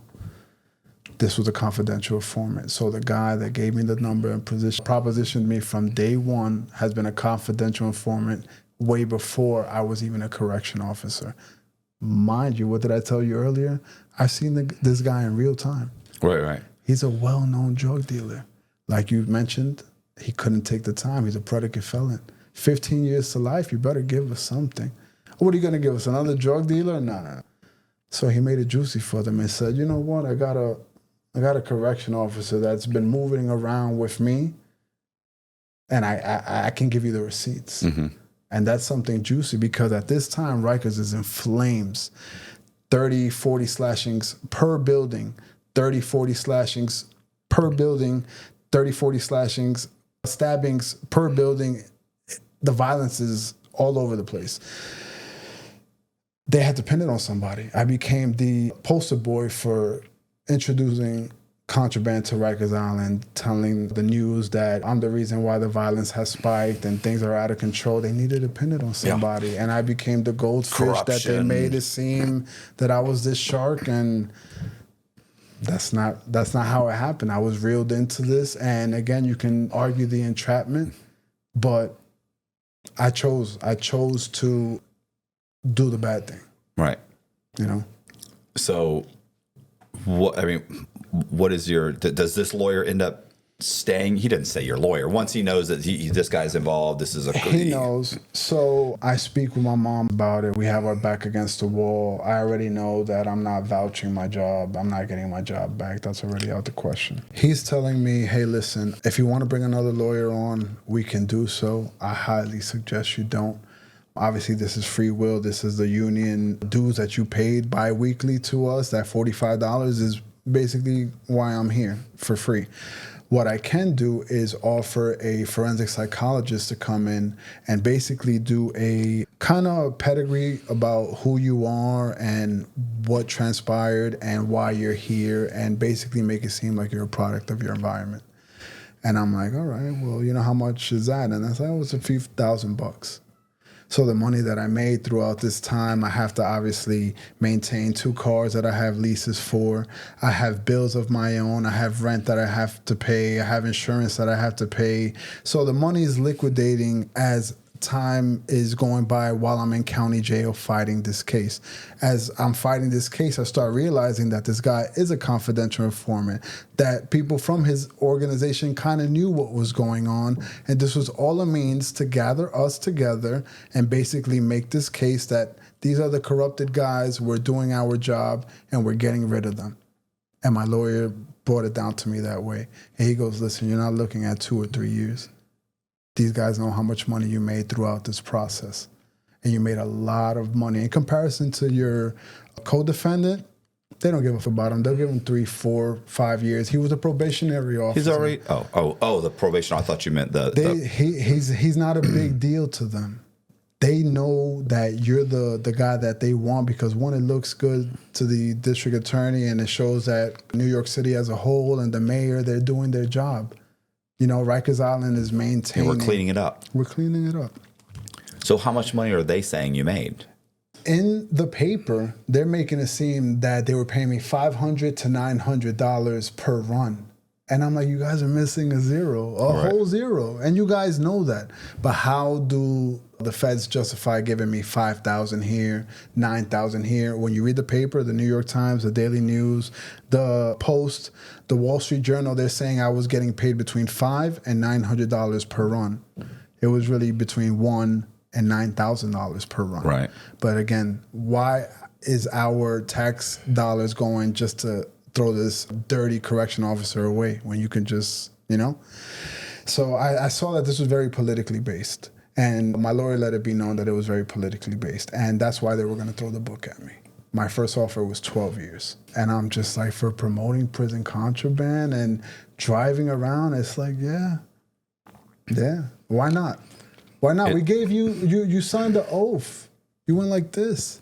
You said that you weren't going to do these things. We gave you the trust. My lawyer told me you're a minority that they gave power to, and you that up. So are they dropping the sale? They're not dropping anything. They want to stick to that A1 charge because I did it so many times. That wasn't the first time they called me. You're just They don't want to monitor it that way because of the money that they spent, the money and the budget that they had for this. Correction Connection was what the sting operation was called. Cute. You know, so they knew that this was an investment and they wanted to boast and brag about it. They had a party about this.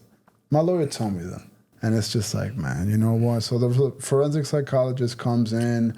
I speak to him for days on at a time. My mother speaks to him, my loved ones. I'm showing them all the certificates I gained from finding dangerous weapons in TSA, letting them know, hey, listen, I went to John Jay College of Criminal Justice. Like, I didn't come into this sector of business to do the wrong thing. I was just kind of molded that way. But my greed, me not having patience to, move out of my mom's house when I got out of top pay. I wanted it fast, and they saw that I took advantage of it, so now they're taking advantage.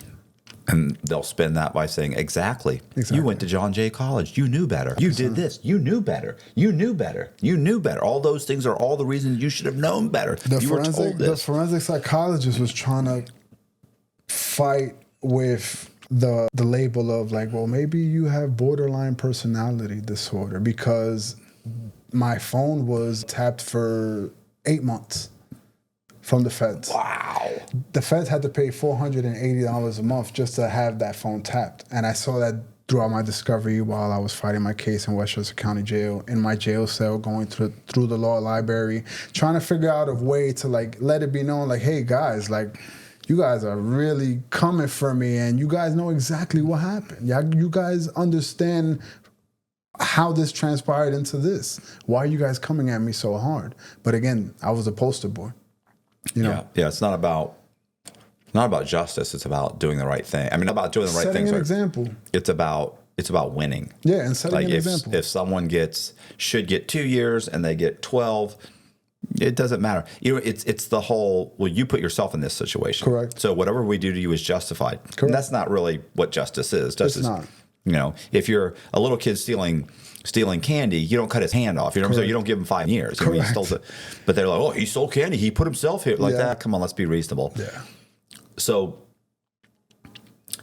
and what's the other guy doing? Has he already said he got me into this? He's right next to me. And it becomes weird because I don't know what he's doing, because now we don't go to court together. We're going to court separately, and I feel like it's a psychological game that the court system is playing to try to pin us against each other, because now my lawyer's coming to me and he goes, well, your offer's 12 years. What are you going to do?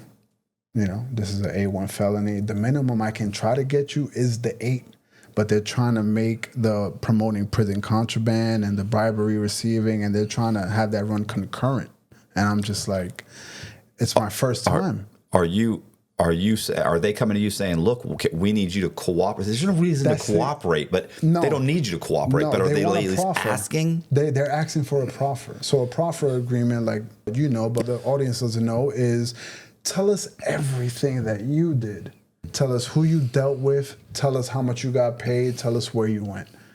And I'm just like, my lawyer's telling me this is what they want. And I'm like, what do I say? What do I get for this? Yeah. What do I get for this? And he goes, I can't guarantee you anything. Maybe they won't give you anything. Mm-hmm. And you still get 8 years. Because now he's letting me know that the 12 years are...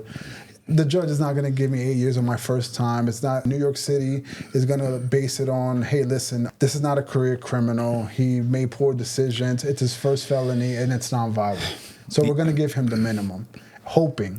But you don't have a choice. Like, it's like 8 years at best, but you have a chance. I have a chance to get it to get 2 or 3 years knocked off, maybe 4 years knocked off. Probably and not. And my lawyer even mentions it could even be probation. They could tell you, hey, listen, this is a time served. We don't need this guy in jail.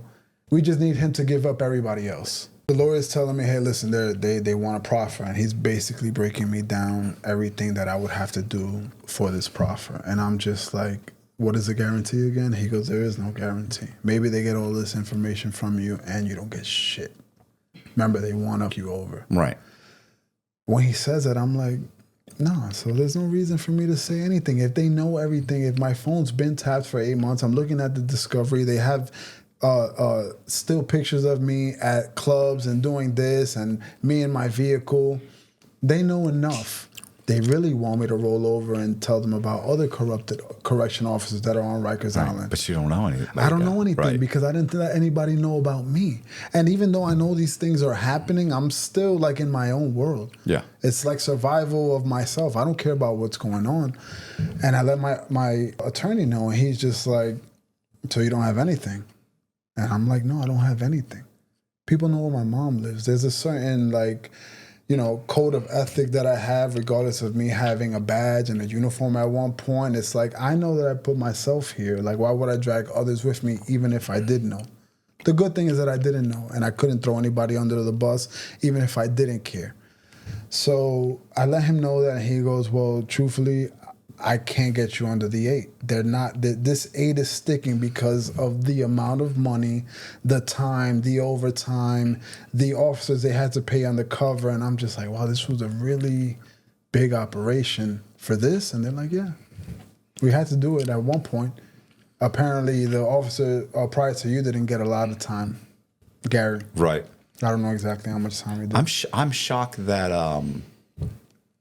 I'm shocked that the union is still representing you. They had to. I know. I mean, I've always kind of heard that once they realize it's believe it or not, the union president, Neil Seabrook, at the time, he spoke on air, New York One, I believe the Daily News, and he said this is a witch hunt against Steven Dominguez, because I guess he understood and heard about my character prior to this.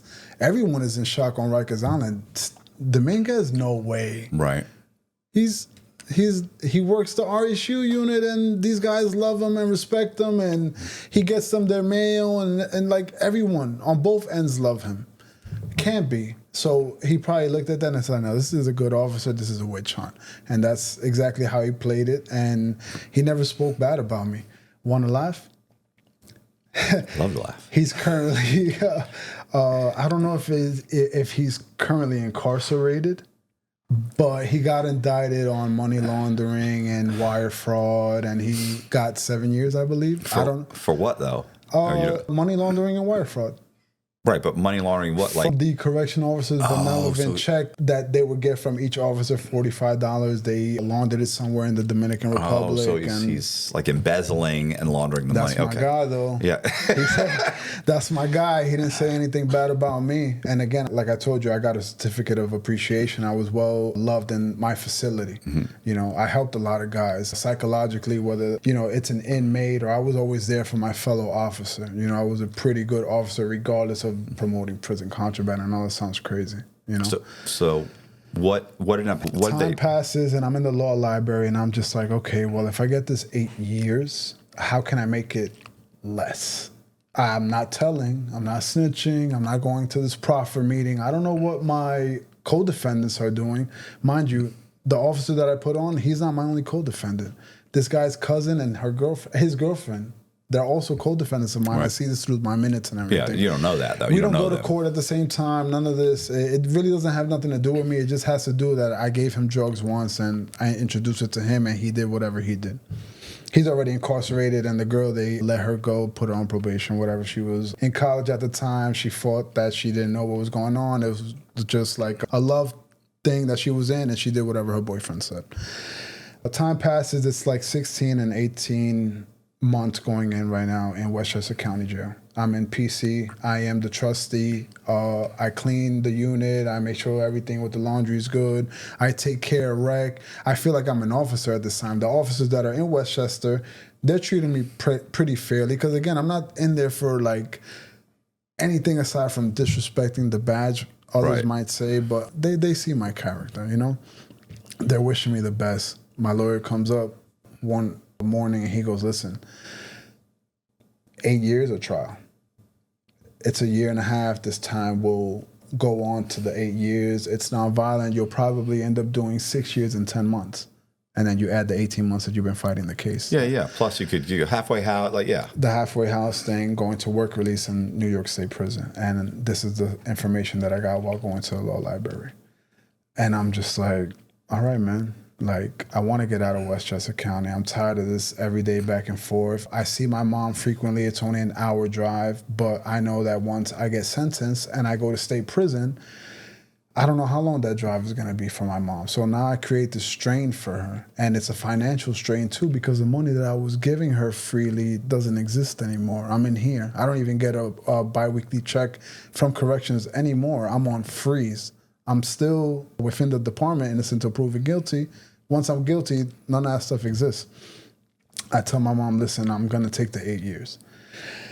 And she's just like, right, like, is that the best? Like, can you talk to somebody? And I'm just like, Mom, I've exhausted everything I can. The forensic psychologist, the lawyer, this and that. There's nothing else we can do. But I'm trying to sugarcoat it and tell her with the 8 years, I can apply for work release 2 years prior to my earliest release, and I'll be home in 6, and blah, blah, blah, whatever. We go to the court, and I get sentenced. And I let the judge know and the people know I'm sorry for my actions, this and that, desperation. Aspiration became desperation, and I'm just letting them know I made a mistake. A lot of weight is off my shoulders. I get back to Westchester County. 2 weeks later, I get sent to downstate. Downstate is the facility that they send you as like a reception.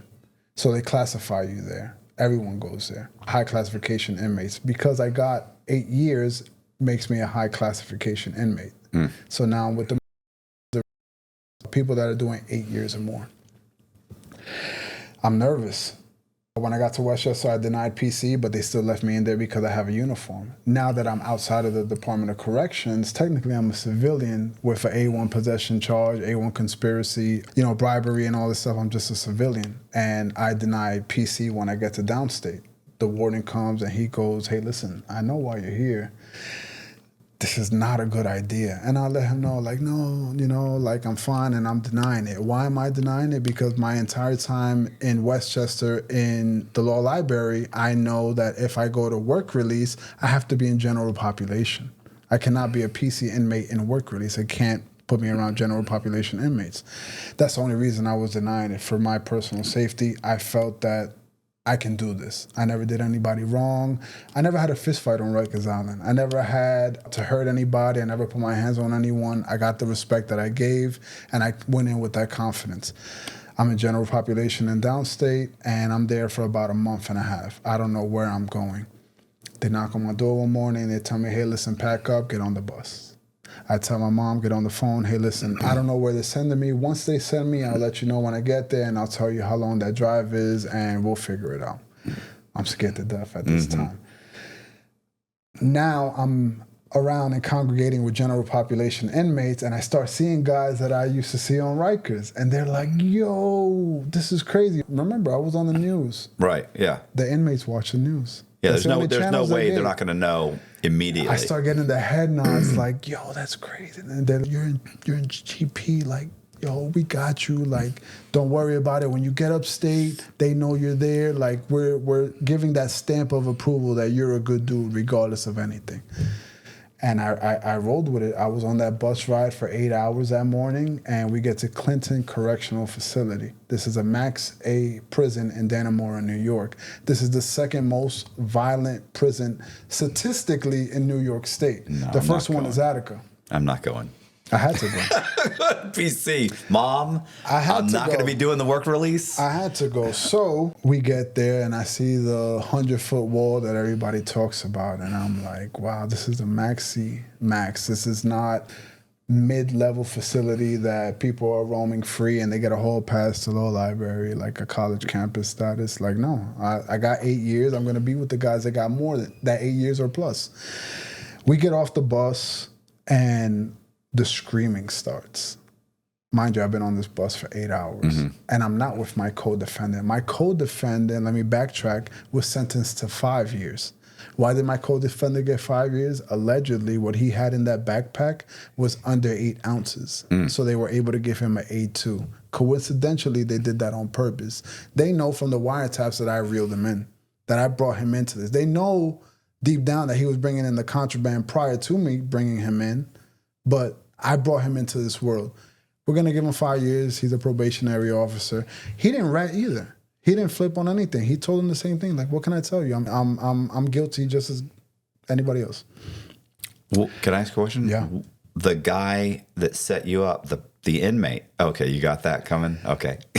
When I get to Clinton, I get a slew of mail that I didn't get for the last couple months that I was in Westchester, and it kind of caught up to me. I'll get back to me getting off on the bus in Clinton, which is a whole nother world. And I get this mail, and I'm looking through it, and I start reading through my discovery while I'm in the cell in Clinton, and I'm just like, I still wonder where this Colombian guy came about. Hey, sorry to interrupt the video. Just want to let you guys know that we're going to have an extra 15 or 20 minutes of content on my Patreon. It's $10 a month for about an hour's worth of extra content every single week. Back to the podcast. Lo and behold, the Colombian guy's a federal agent. Oh, he was never. Oh, The tussling, it was an act. it's an act. Yeah. Him looking at me like, you better not fucking say anything. It's all an act. He was an agent. He was just one of the guys, hey, listen, we need you because you kind of fit the part. Yeah, that's why he's the one who. This bag's for you. This And bag's that's how he for played you. it. That's how he played it, and he played it well. I gave it to him, I didn't go to trial. I want to say I didn't go to trial because if I did, I would have been facing 32 years with that 17-count indictment. They would have given me the A1 felony 4 times. Well, and you're guilty as sin. And You got no chance. I'm guilty of everything they said. There's not a lick that they were like, I did this. And I'm like, I didn't do that. Yeah.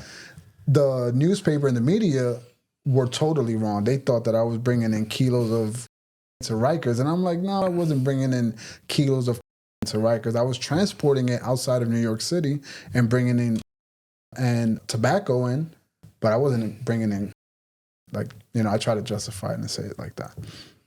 I get to Clinton, I get off the bus, and this is a whole new world. It's an 8.5-hour ride, and guys on the bus are already talking like, oh, I know exactly where we're going. These are career criminals. I'm like, oh, we're going to Clinton. The rec is at this time. The COs do this. And I'm just like, oh, man. Not to mention, I'm an ex-correction officer, and these guys don't know that. I'm just, in general population, a 27, 26-year-old Spanish dude that's from New York City. I don't look like I'm anything other than what I am, and I play it like that. The officers are screaming, this is not Rikers Island. This is not Westchester County. If you want to fight in my yard, you're only going to fight in my yard. If you have an issue with my staff, I will make it prevalent that you will not see out of this wall. And they're like very militant. And it's just like, these guys are serious. These guys are very serious. I'm very quiet. I stick to myself. I don't talk much. I'm just like listening to orders. And I'm like, okay, wherever I go, I just want to get to a bed. I'm super exhausted. I have to pee. I haven't drank anything. I just want to get to a bed. I have to start this time, and I want to start it as soon as possible. They take me to the clinic. They're running me through the motions. And one of the officers goes, Dominguez? And I'm like, yes. He goes, come on, you're coming with me. They're desperate. They definitely want to put you in PC, right? And I'm just like, or does it look? Are you working so that it looks bad? And nobody's around. Oh, okay. And I'm by myself. I'm not with anyone that I was on the bus up here with.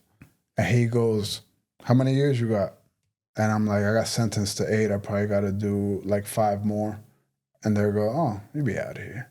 And I'm just like, 5 years, that's nothing, to you, right? But apparently it isn't, because these guys that he's used to, 25 years, 35, 45 years. We get to the unit, it's APPU. I forget the acronym for that. I'll get it for you. What does that mean? It's basically a segregated unit in Clinton that is for high-profile inmates. It's not so much the PC inmates. These inmates aren't really running from other inmates, but other inmates, if they got a hold of the inmates in this unit, they would hurt. Right. For whatever reason. Right. I'm around serial cop ex-law enforcement, rappers, millionaires. It's just a fishbowl of people that have a certain status, whether it's because of the crime that they committed or the person's social status that they have outside of the prison. I get there, it's like 6, 7 p.m. They're telling me, hey, if you want to go to the yard and get on the phone, which is where the phones are, you do it now. I put my stuff in the cell. I don't really see anybody. I don't make eye contact with anybody. I get on the phone. My mom sets up the account, and I talk to her briefly. I let her know where I'm at. She's doing the Google Maps, and she goes, oh, my God, this is so far, and I just feel guilty. Right. And I'm like, damn, man, I'm telling myself from the very beginning, I was just trying to do the right thing, you know? Time passes. I acclimate to where I'm at. People ask me the general questions, other inmates. Hey, where'd you come from? What do you here? What do you have?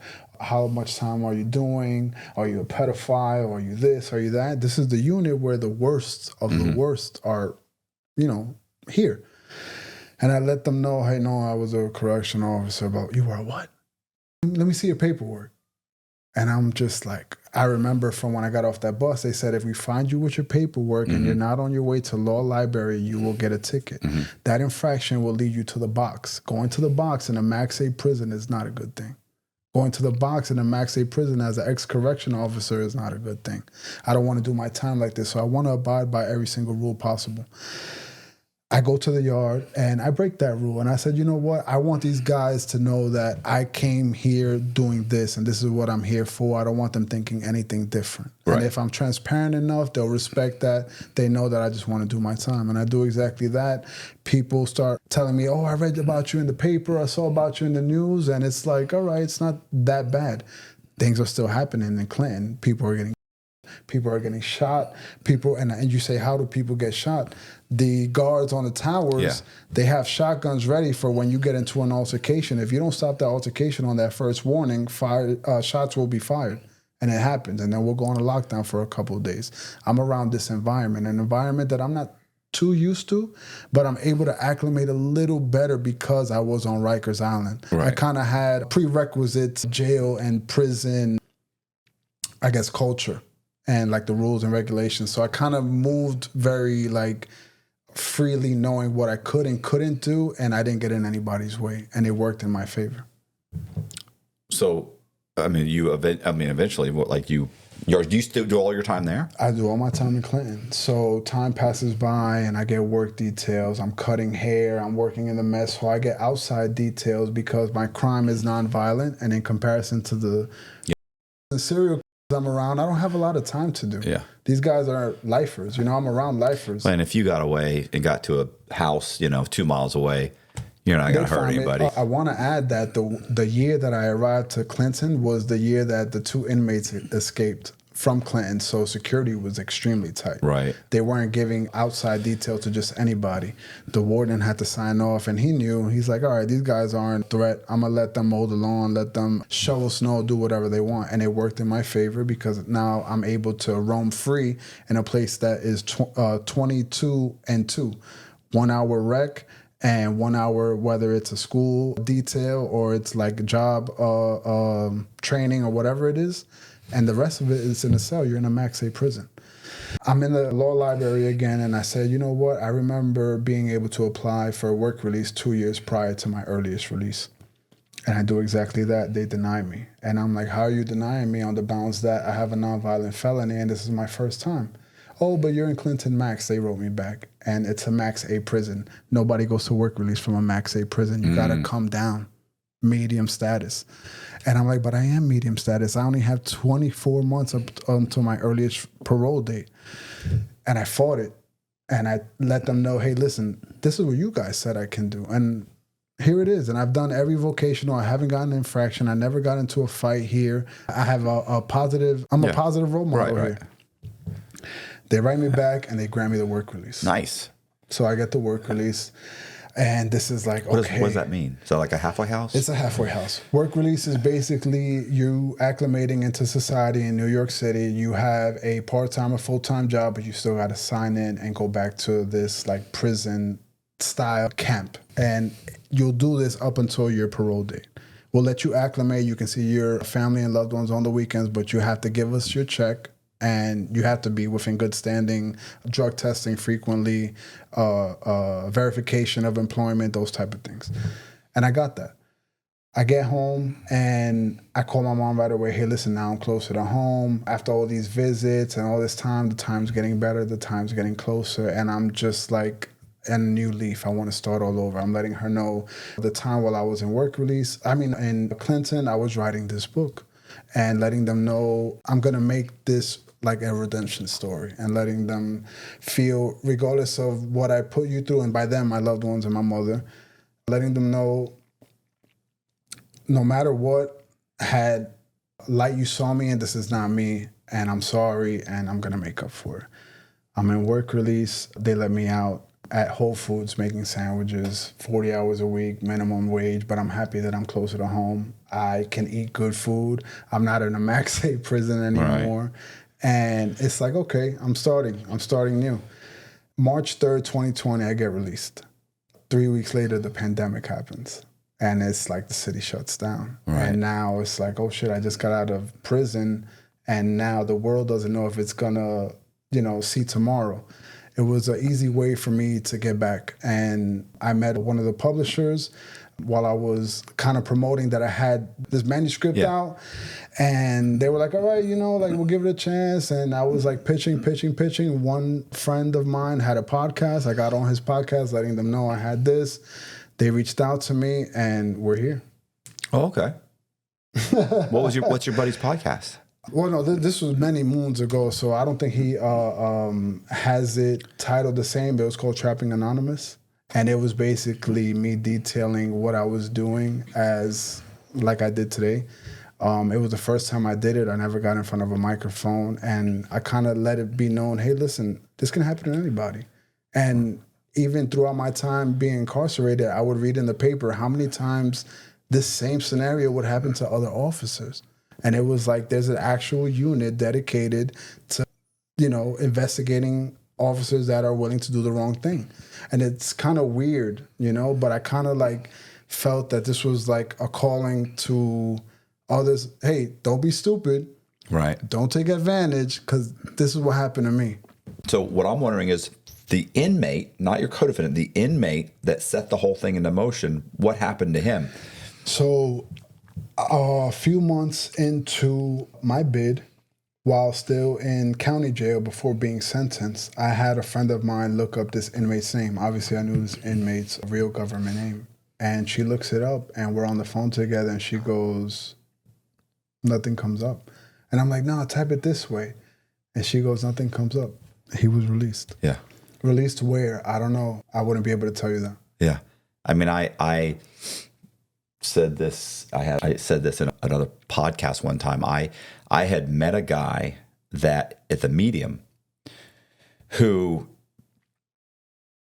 like, I got thrown in the shoe one time at the Medium because the newspaper came out and said that I had, and in the article, it said that I was cooperating with the FBI against a corrupt politician. I'd bribed I'd bribed a politician to rezone like 100 properties that I own. So wow. I helped him get elected. I got him elected. We had a whole arrangement. I ended up taking on the run, but he got investigated for that. And when I got caught and the FBI talked to me, they were asking me about him because they had checks for all these fake identities I had written him checks. Right. So you got a bunch of fake people who'd written this one politician $500 checks. It looks pretty suspicious. They could add it up. It's like 20-something thousand. Okay. And his whole campaign was run on like 30,000. This is Tampa, So anyway, so it comes out front page of the paper. And so they throw me in the shoe for like 45 days. But when I get back out, I get back out. So now people know that's not good. I'm at the Medium. It ain't good. But regardless, so at this point, I actually get approached by another inmate, a black guy that was the biggest guy on the compound selling cigarettes. And he was like, listen.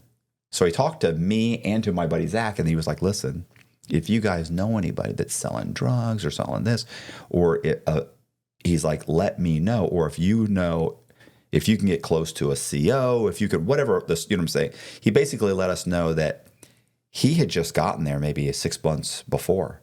but he had been at another institution and had busted a bunch of guards.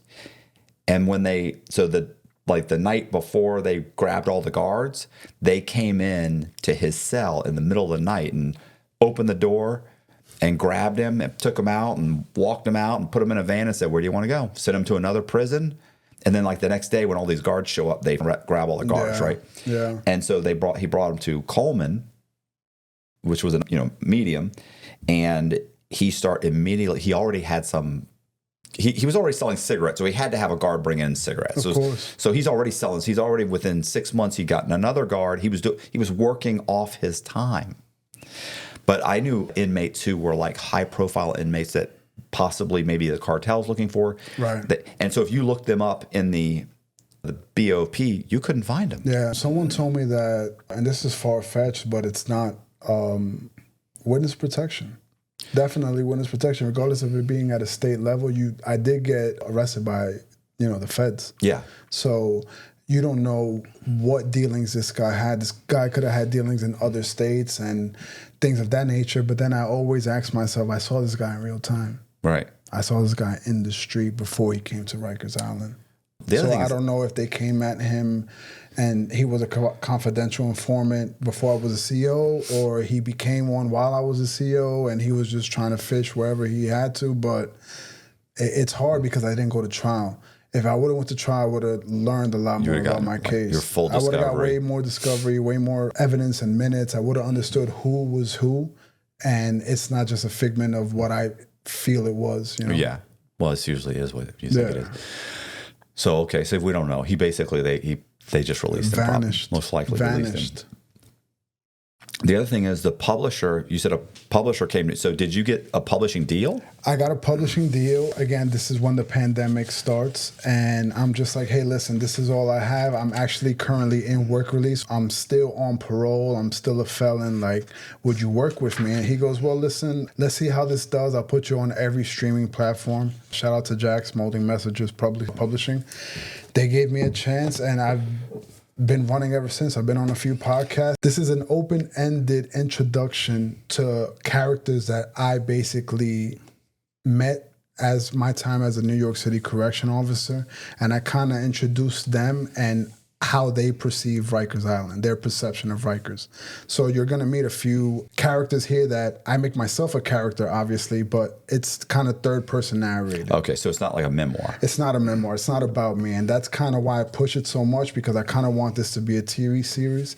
I have a good producer next to me, Chris Hind, and Albert Sy, who has a very big connection with Shaquille O'Neal. We're trying to get this published. Our screenplay has been professionally graded. I have everything from the show Bible to the episode deck, and I have a few seasons written out. And all of this time that I did while in Clinton is a concoction of these memories and these characters that I made. The character developments in these stories are real life characters. I change names, I alter, how they look, but these are real people. Anyone that's been associated with this jail can understand that same feeling, and it's like a survival of the fittest type of thing. So that's how I wrote it. Yeah, but if they make it into a series, they'll never ending. They'll expand the character. 100%. It won't be I'm moving this, and next thing you know, you'll be calling shots. But we can start it off as me. It's my first day, my rookie first day, and it's like this is a world that not too many people get to enter. Getting a city position and employment is hitting the lottery for a young kid like me that's never had anything, Well, it's I was gonna say, obviously, it's a dream to get a series. That's the coolest. That's the goal. But the other thing is that they'll take they build the character. It's like Orange. Did you ever Orange is the New Black? Of course.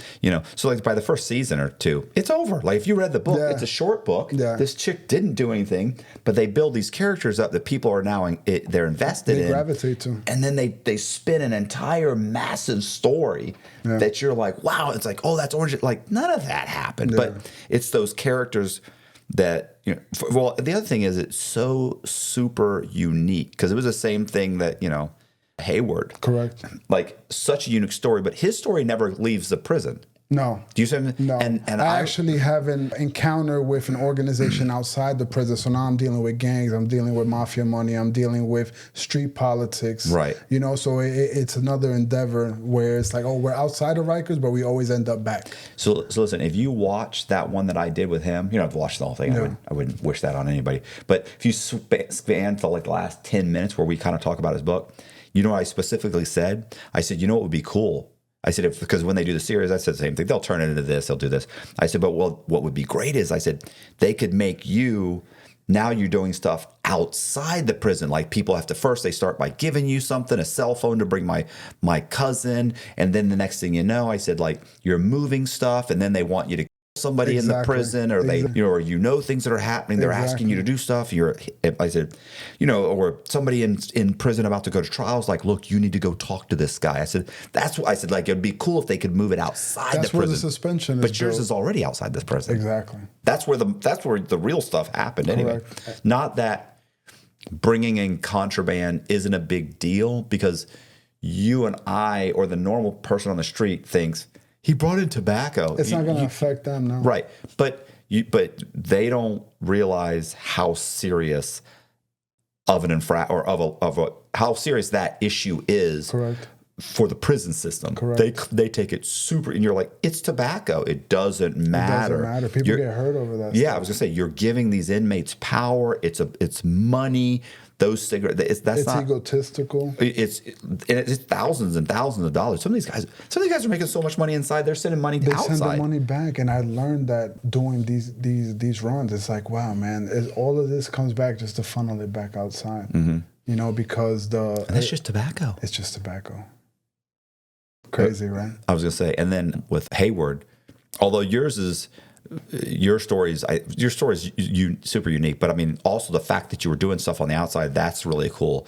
But with Hayward, what always came to me was arranging for inmates to have sex with other. That's a line that I never even had to cross. I wouldn't fathom crossing. I never understood just time and environment wise how that happened. Right. That's very, very rare. Mind you, I'm not saying that it's far-fetched. It did happen, Yeah. But I don't know. I don't know. You got to watch this episode, because when I go, what did these chicks look like? He's like, you know what they looked like. He's like, it wasn't good. It wasn't good. He was trying not to laugh and joke about it. I get it. That's a different animal, though. It was, anyway, he really kind of the combination of those two stories, or if they took some of that and blended it together. Of course, you're really not doing much in the prison. No. But it's a sense of control for the guys that have these impermissible items. You don't have anything, so the stuff you're stripped of, if I have it, I have a sense of control. Now I can make money. Like you said, I can funnel enough money to send back home, because I'm incarcerated. I can't make the street money that I was making. I got to make it somehow. Right. Well, this is it's super unique. And I mean, I love unique stories. Thank you. Because I can't watch another. The way that things came about for me is what makes it unique. It's not so much the turnaround. Everyone has a redemption story. We all, admit to guilt at one point and say, hey, listen, we up and it is what it is. I do want to express that wholeheartedly, that I do speak on these platforms, and I did publish this book to kind of give that lesson. Like, hey, don't be me. I know the temptation is there, but don't be me, You have a cooler jacket than I do. Really. I'm on the creative end, I do have my picture on it. Which really, in a way, pushes it over the edge. Again, the book is not about me. Oh, no, mine's all about me. I make fictitious characters that existed once in my life, and I give you their world into this exact community. Everyone's affected by this, whether they know somebody that works there, they visited someone, they're accused of a crime themselves. It touches home when you're from New York City. And it's a culturally impactful place, whether it's in the rap community or it's in politics. Harvey Weinstein is on Rikers Island currently right now. Donald Trump might go to Rikers Island. So this is a place where it's a hub brewing of stories. And I am not the only person that could talk about Rikers Island, and I know this. Right. But my perspective, the stamp of approval that I have on a street sense, the stamp of approval that I have on the jail and prison sense, I can give you a really cool perspective, and I'm creative enough to give you these stories where it's like, you know what, I know someone, or I actually felt this once. And it's closing. Why is the prison closing, right? The prison is closing. It's Did they build another prison? no, what they're trying to do is, there's a bail reform going on where, minor crimes or semi-minor crimes, other than and arson and things of this nature, if they deem you fit enough to come back to trial, you're going to get R&R'd up until your next court date. They're doing this to not pack Rikers Island, because when I was on Rikers Island, I believe the total count was in the 10,000s, 10,000, 12,000, 13,000 at a time. Remember the scenario I gave you on my first day? I'm in charge of 100 inmates and I'm on the floor going back and forth. Mm-hmm. So a population decrease is the main reason for this bail reform. How many inmates was Rikers Island designed for? That I can't give you the exact total amount, but if there was 10 operating buildings at the time that I was a CEO, it was filled up to the T. Like there wasn't enough, when I got to the medium, like they had designed all of the cells were supposed to be, initially they were designed for like one man, you were going to get one man cells. By the time they started the construction, they had decided, no, you know what? They're going to have to be 2-man cells. Mm. By the time they were done, they were doing 3-man cells. Wow. You were three bunk beds. You know how like a submarine that you don't have much. You sleep and you used to have to kind of skip around to try and roll. It's like half you couldn't just roll. Size, yeah. So I can imagine Rikers Island had to probably be. It was that. So now with this bail reform, they've decreased the population a lot, and they think that with the decreasing population, it's less violent, and because the officers have a little more control. But why close it? You still need it. It's already infrastructure that is deteriorating. Rikers has been there since like the 1920s, early 30s. But they didn't build another prison. Yeah, but it's on an island. It's across the river, the Hudson River from LaGuardia Airport. There's a power plant next door. The water's polluted. Things are deteriorating by the day. The metal is breaking off the walls, and these inmates are sharpening these metals and cutting each other with them. So it's not working for anybody. So what they plan on doing is closing down releasing Rikers. those inmates into the society so they can get a real knife. Not so much releasing all of them, but the really bad ones, we're going to put them in the borough jails like Queens and Brooklyn House, and we'll have the same COs that we had on Rikers, just house them there, and it'll make it easier for them to go straight to court. There's not so much transportation happening within the 5 boroughs, which was a big money maker for corrections, because these buses and having someone with a CDL license and a correction officer with a CDL license, like this is a big business, So hopefully they close Rikers. I want to say 2027, 2028, it's projected. Still got a few years left, but the population is decreasing. Violence is still prevalent. These inmates have phones now, something that they didn't have when I was an officer. And their internet access kind of lets you know that they can get anything in. There's still officers bringing stuff in. There's visitors bringing stuff in. Like I told you, there's doctors and physicians bringing stuff in. So this is a never-ending cycle. Did you ever see Escape from New York? Yes. The movie? Yes. I watched it last night. Yeah. I own it. I watched it 50 times. You have to watch the night of. That has a lot to do with what the steps are prior to getting to Rikers. Oh, okay. It's a limited series. I forgot what. So that's probably like a series. You're very serious. Yeah. I'm talking to you. No, I'm it's extremely dark humor. Trust me. But I gotta act professional in this couple of minutes that I'm here with you. You want to hear something really funny? But see, you're like the same age as Cole. Have you ever seen Escape from New York? No. My God, bro. Best B movie ever. Yeah, it's good. It's good. It's so good. Please watch the night of. The writers for the night of knew what they were doing. And I kind of want to emulate that with my TV series. I know we all have this dream, but the way I'm telling the story, and like I wrote it open-ended in this book, it's just an introductory to the hell that is Rikers Island.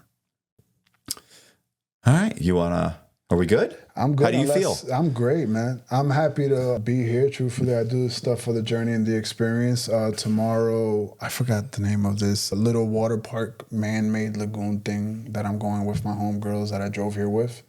And this is Where's just an that? experience. It's like 20 minutes from here. It's like a lagoon. Yeah. It's like pretty new. Like Is it called the lagoon? Yeah, something. Yeah, no, lagoon. it's not far from here. They just opened it to non-residents, and I saw, okay, it's not far from Matt. It's not far from the hotel. My Probably wife- grab something to eat. My wife and her daughter went there a couple months ago. Okay. I've driven by it a bunch of times. Okay. Yeah, it's got a big water What are your slide. plans For after this? Like, well, I know that you're a writer too, so I know that you also try to assist these guys with their stories. Like, where are you going? what? After what? When this ends? This Not so podcast? much this podcast. I don't want this podcast Right. to end. You know, this is something that people need. You know, I thought you meant this specific No, episode. okay. No. I mean, no, not tomorrow. I mean, as a whole, because I know that you can tell these stories. No, I mean, I've got. So I'm actually working with a company. It's called Law and Crime, and because I wrote a bunch of stories when I was locked up. Yeah, same. And I wrote a bunch of true crime stories. They're all true crime stories, and some of them are just synopses, but they're large synopses. They're what does Pete call them? Have you tapped The into long-form screenwriting synopses. these? No, because I have always, my understanding is that screenwriting is a very cliquey business, It is. and they like it's a group, inside group, and you have to know somebody, and you have to have. And so for me to get in there, it's probably difficult. And then secondly, my in was I know these guys. I was in prison with them. I researched the stories. I have their discovery. I have the Freedom of Information Act. Fact check You're right. things. Yeah. So I've got an entire story that I wrote with you, and I didn't spend 2 hours with you. I spent 40, 80 hours. Wrote the stories.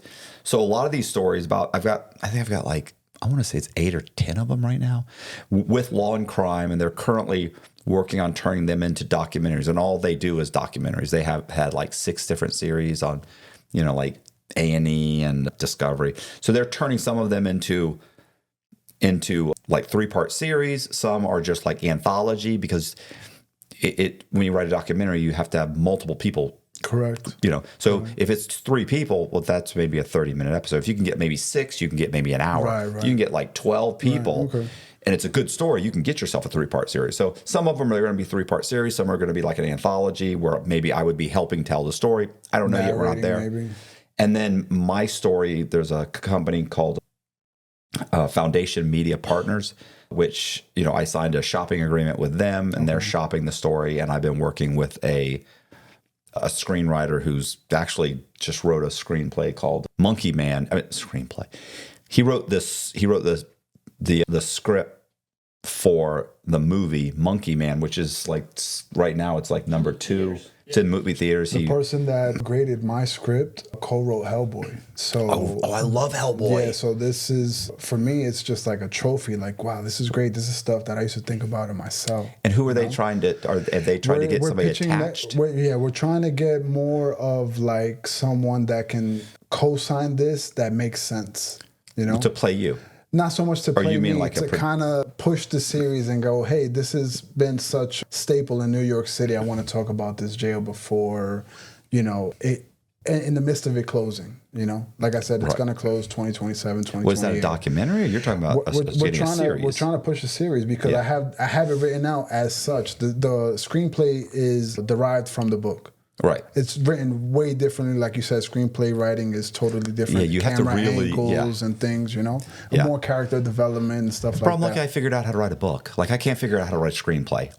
English, I almost failed my English regents in high school. I'm not an English major, and I tell people that too. I say, listen, write whatever you feel you can express, and maybe it'll come to fruition to be something, and this is where we're both for. Have they tried to connect? We're getting there. We've been talking to a lot of networks. The thing with that is that this is No, such not network. I'm talking about an actor. No. Okay, because what they're doing is what these guys are doing is they're writing a screenplay, and they're trying to attach an actor. Then they want to go and say this actor has agreed to play him if you bankroll, and that's kind of how That's they a get good way to that's a right. good way to go about it. And these guys have done a ton of big stuff, and like, you know, and they keep asking me questions like, well, what do you think about this? Like, I don't know anything. Like, I keep on, and I tell them that all the time. Why are you asking me? I don't know. Well, we want to get your approval. I'm like, I don't know. No, how this but works. they know. Again, you can fact check things. You know, they don't gotta really dive deep into research. They could be like, let's ask Matt what they eat on Thursdays. Is it chicken? No, Do they eat it's not chicken on that. Thursdays? I'm saying, it's not that. I'm saying they're like, what do you think of these actors? I'm like, what are you talking about? Which one will play me? Well, we want to know, who do you think should play you? Are you kidding me? Yeah. I mean, he can't be taller than 5'6". I refuse to. You know what I'm saying? Like, no, I get it. Don't let me. I'll pick Brad Pitt. Of course. Like, what do you? Of course. You know, you can't. Don't. I'm an egomaniac. Don't let me be involved in this.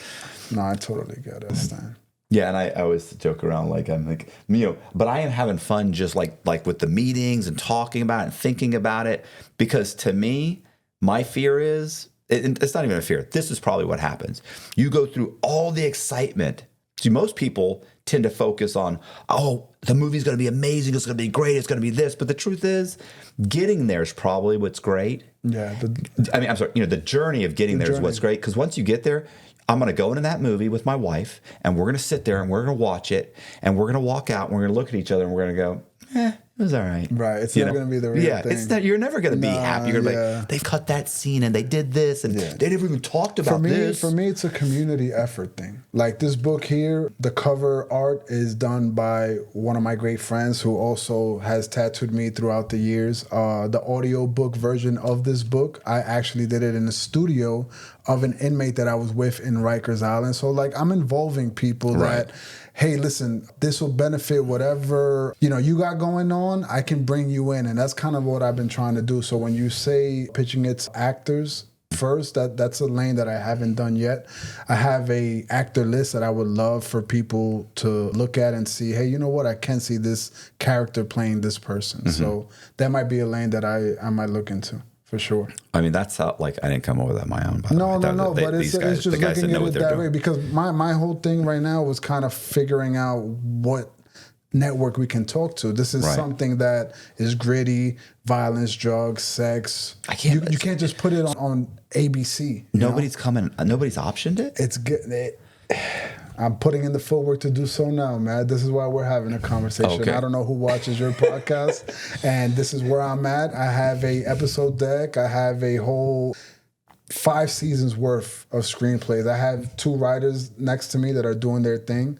You know, it's funny. There have been like 2 people have optioned their film rights just doing this program. I have everything ready. Jeff Turner, Zach. Zach's got a guy he's working with on a book right now about, you know who Zach is? No. He's a black guy that I was locked up in Coleman with, but he comes on and does podcasts with me. The one with the glasses? Yes. Yeah. So funny, bro. Yeah. So funny. Yeah. And he's got an amazing he's full story. Of energy, oh, yeah. He's a great story. Yeah, he has a great story. He's cool. But yeah, he's actually working with a guy right now. Excellent. Like, I don't know if they have a publishing deal yet, but that's the goal, man. Yeah. I have a lot of boxes already checked off. There's Foundation. The book has been out for almost 3.5 years. I was 43 on Apple Books. Like I said, the audio book is out if you don't want to read. Barnes & Nobles, Amazon, Apple, Spotify, everywhere. And it's a tall tale of something you've heard already, but it just hits home when I look like your neighbor. I look like a friend that you've had before. It's like, hey, I also went through this experience regardless of me not being a career criminal, you know? You ready? Yeah. Are you good? Yeah, I'm good. All right. We're good. Well, I don't know if you watched this. I interviewed somebody the other day, and they had a book, and they were talking about this much of the profits of the book are going to some charity or something, and I was like, oh hell no! I said, I'm keeping all my fucking, I'm keeping that shit. You kidding me? So you're a better person than me, bro. Blood, sweat, and tears. I'm like charity. No, I know, I get it. I'm the charity. Hey, if you guys like the video, do me a favor, hit the subscribe button, hit the bell so you get notified of videos just like this. Leave a comment, share the video. That really helps. Also, please consider joining our Patreon. We're gonna put a link to the book in the description. So you just go in the description. It'll be like one of the first links. You click on it, boom, you'll go straight there. It's on Audible. It's on Audible, Kindle, Apple, and there's Spotify, a hard Barnes copy. & Nobles, Walmart, Target. everywhere. Yeah, better copy than The mine. Harvard bookstore. Harvard bookstore. I don't know what Yes. that is, but yeah, it's everywhere. So click on the thing, get one sent to you. I really appreciate you guys watching. Thank you very much. See ya.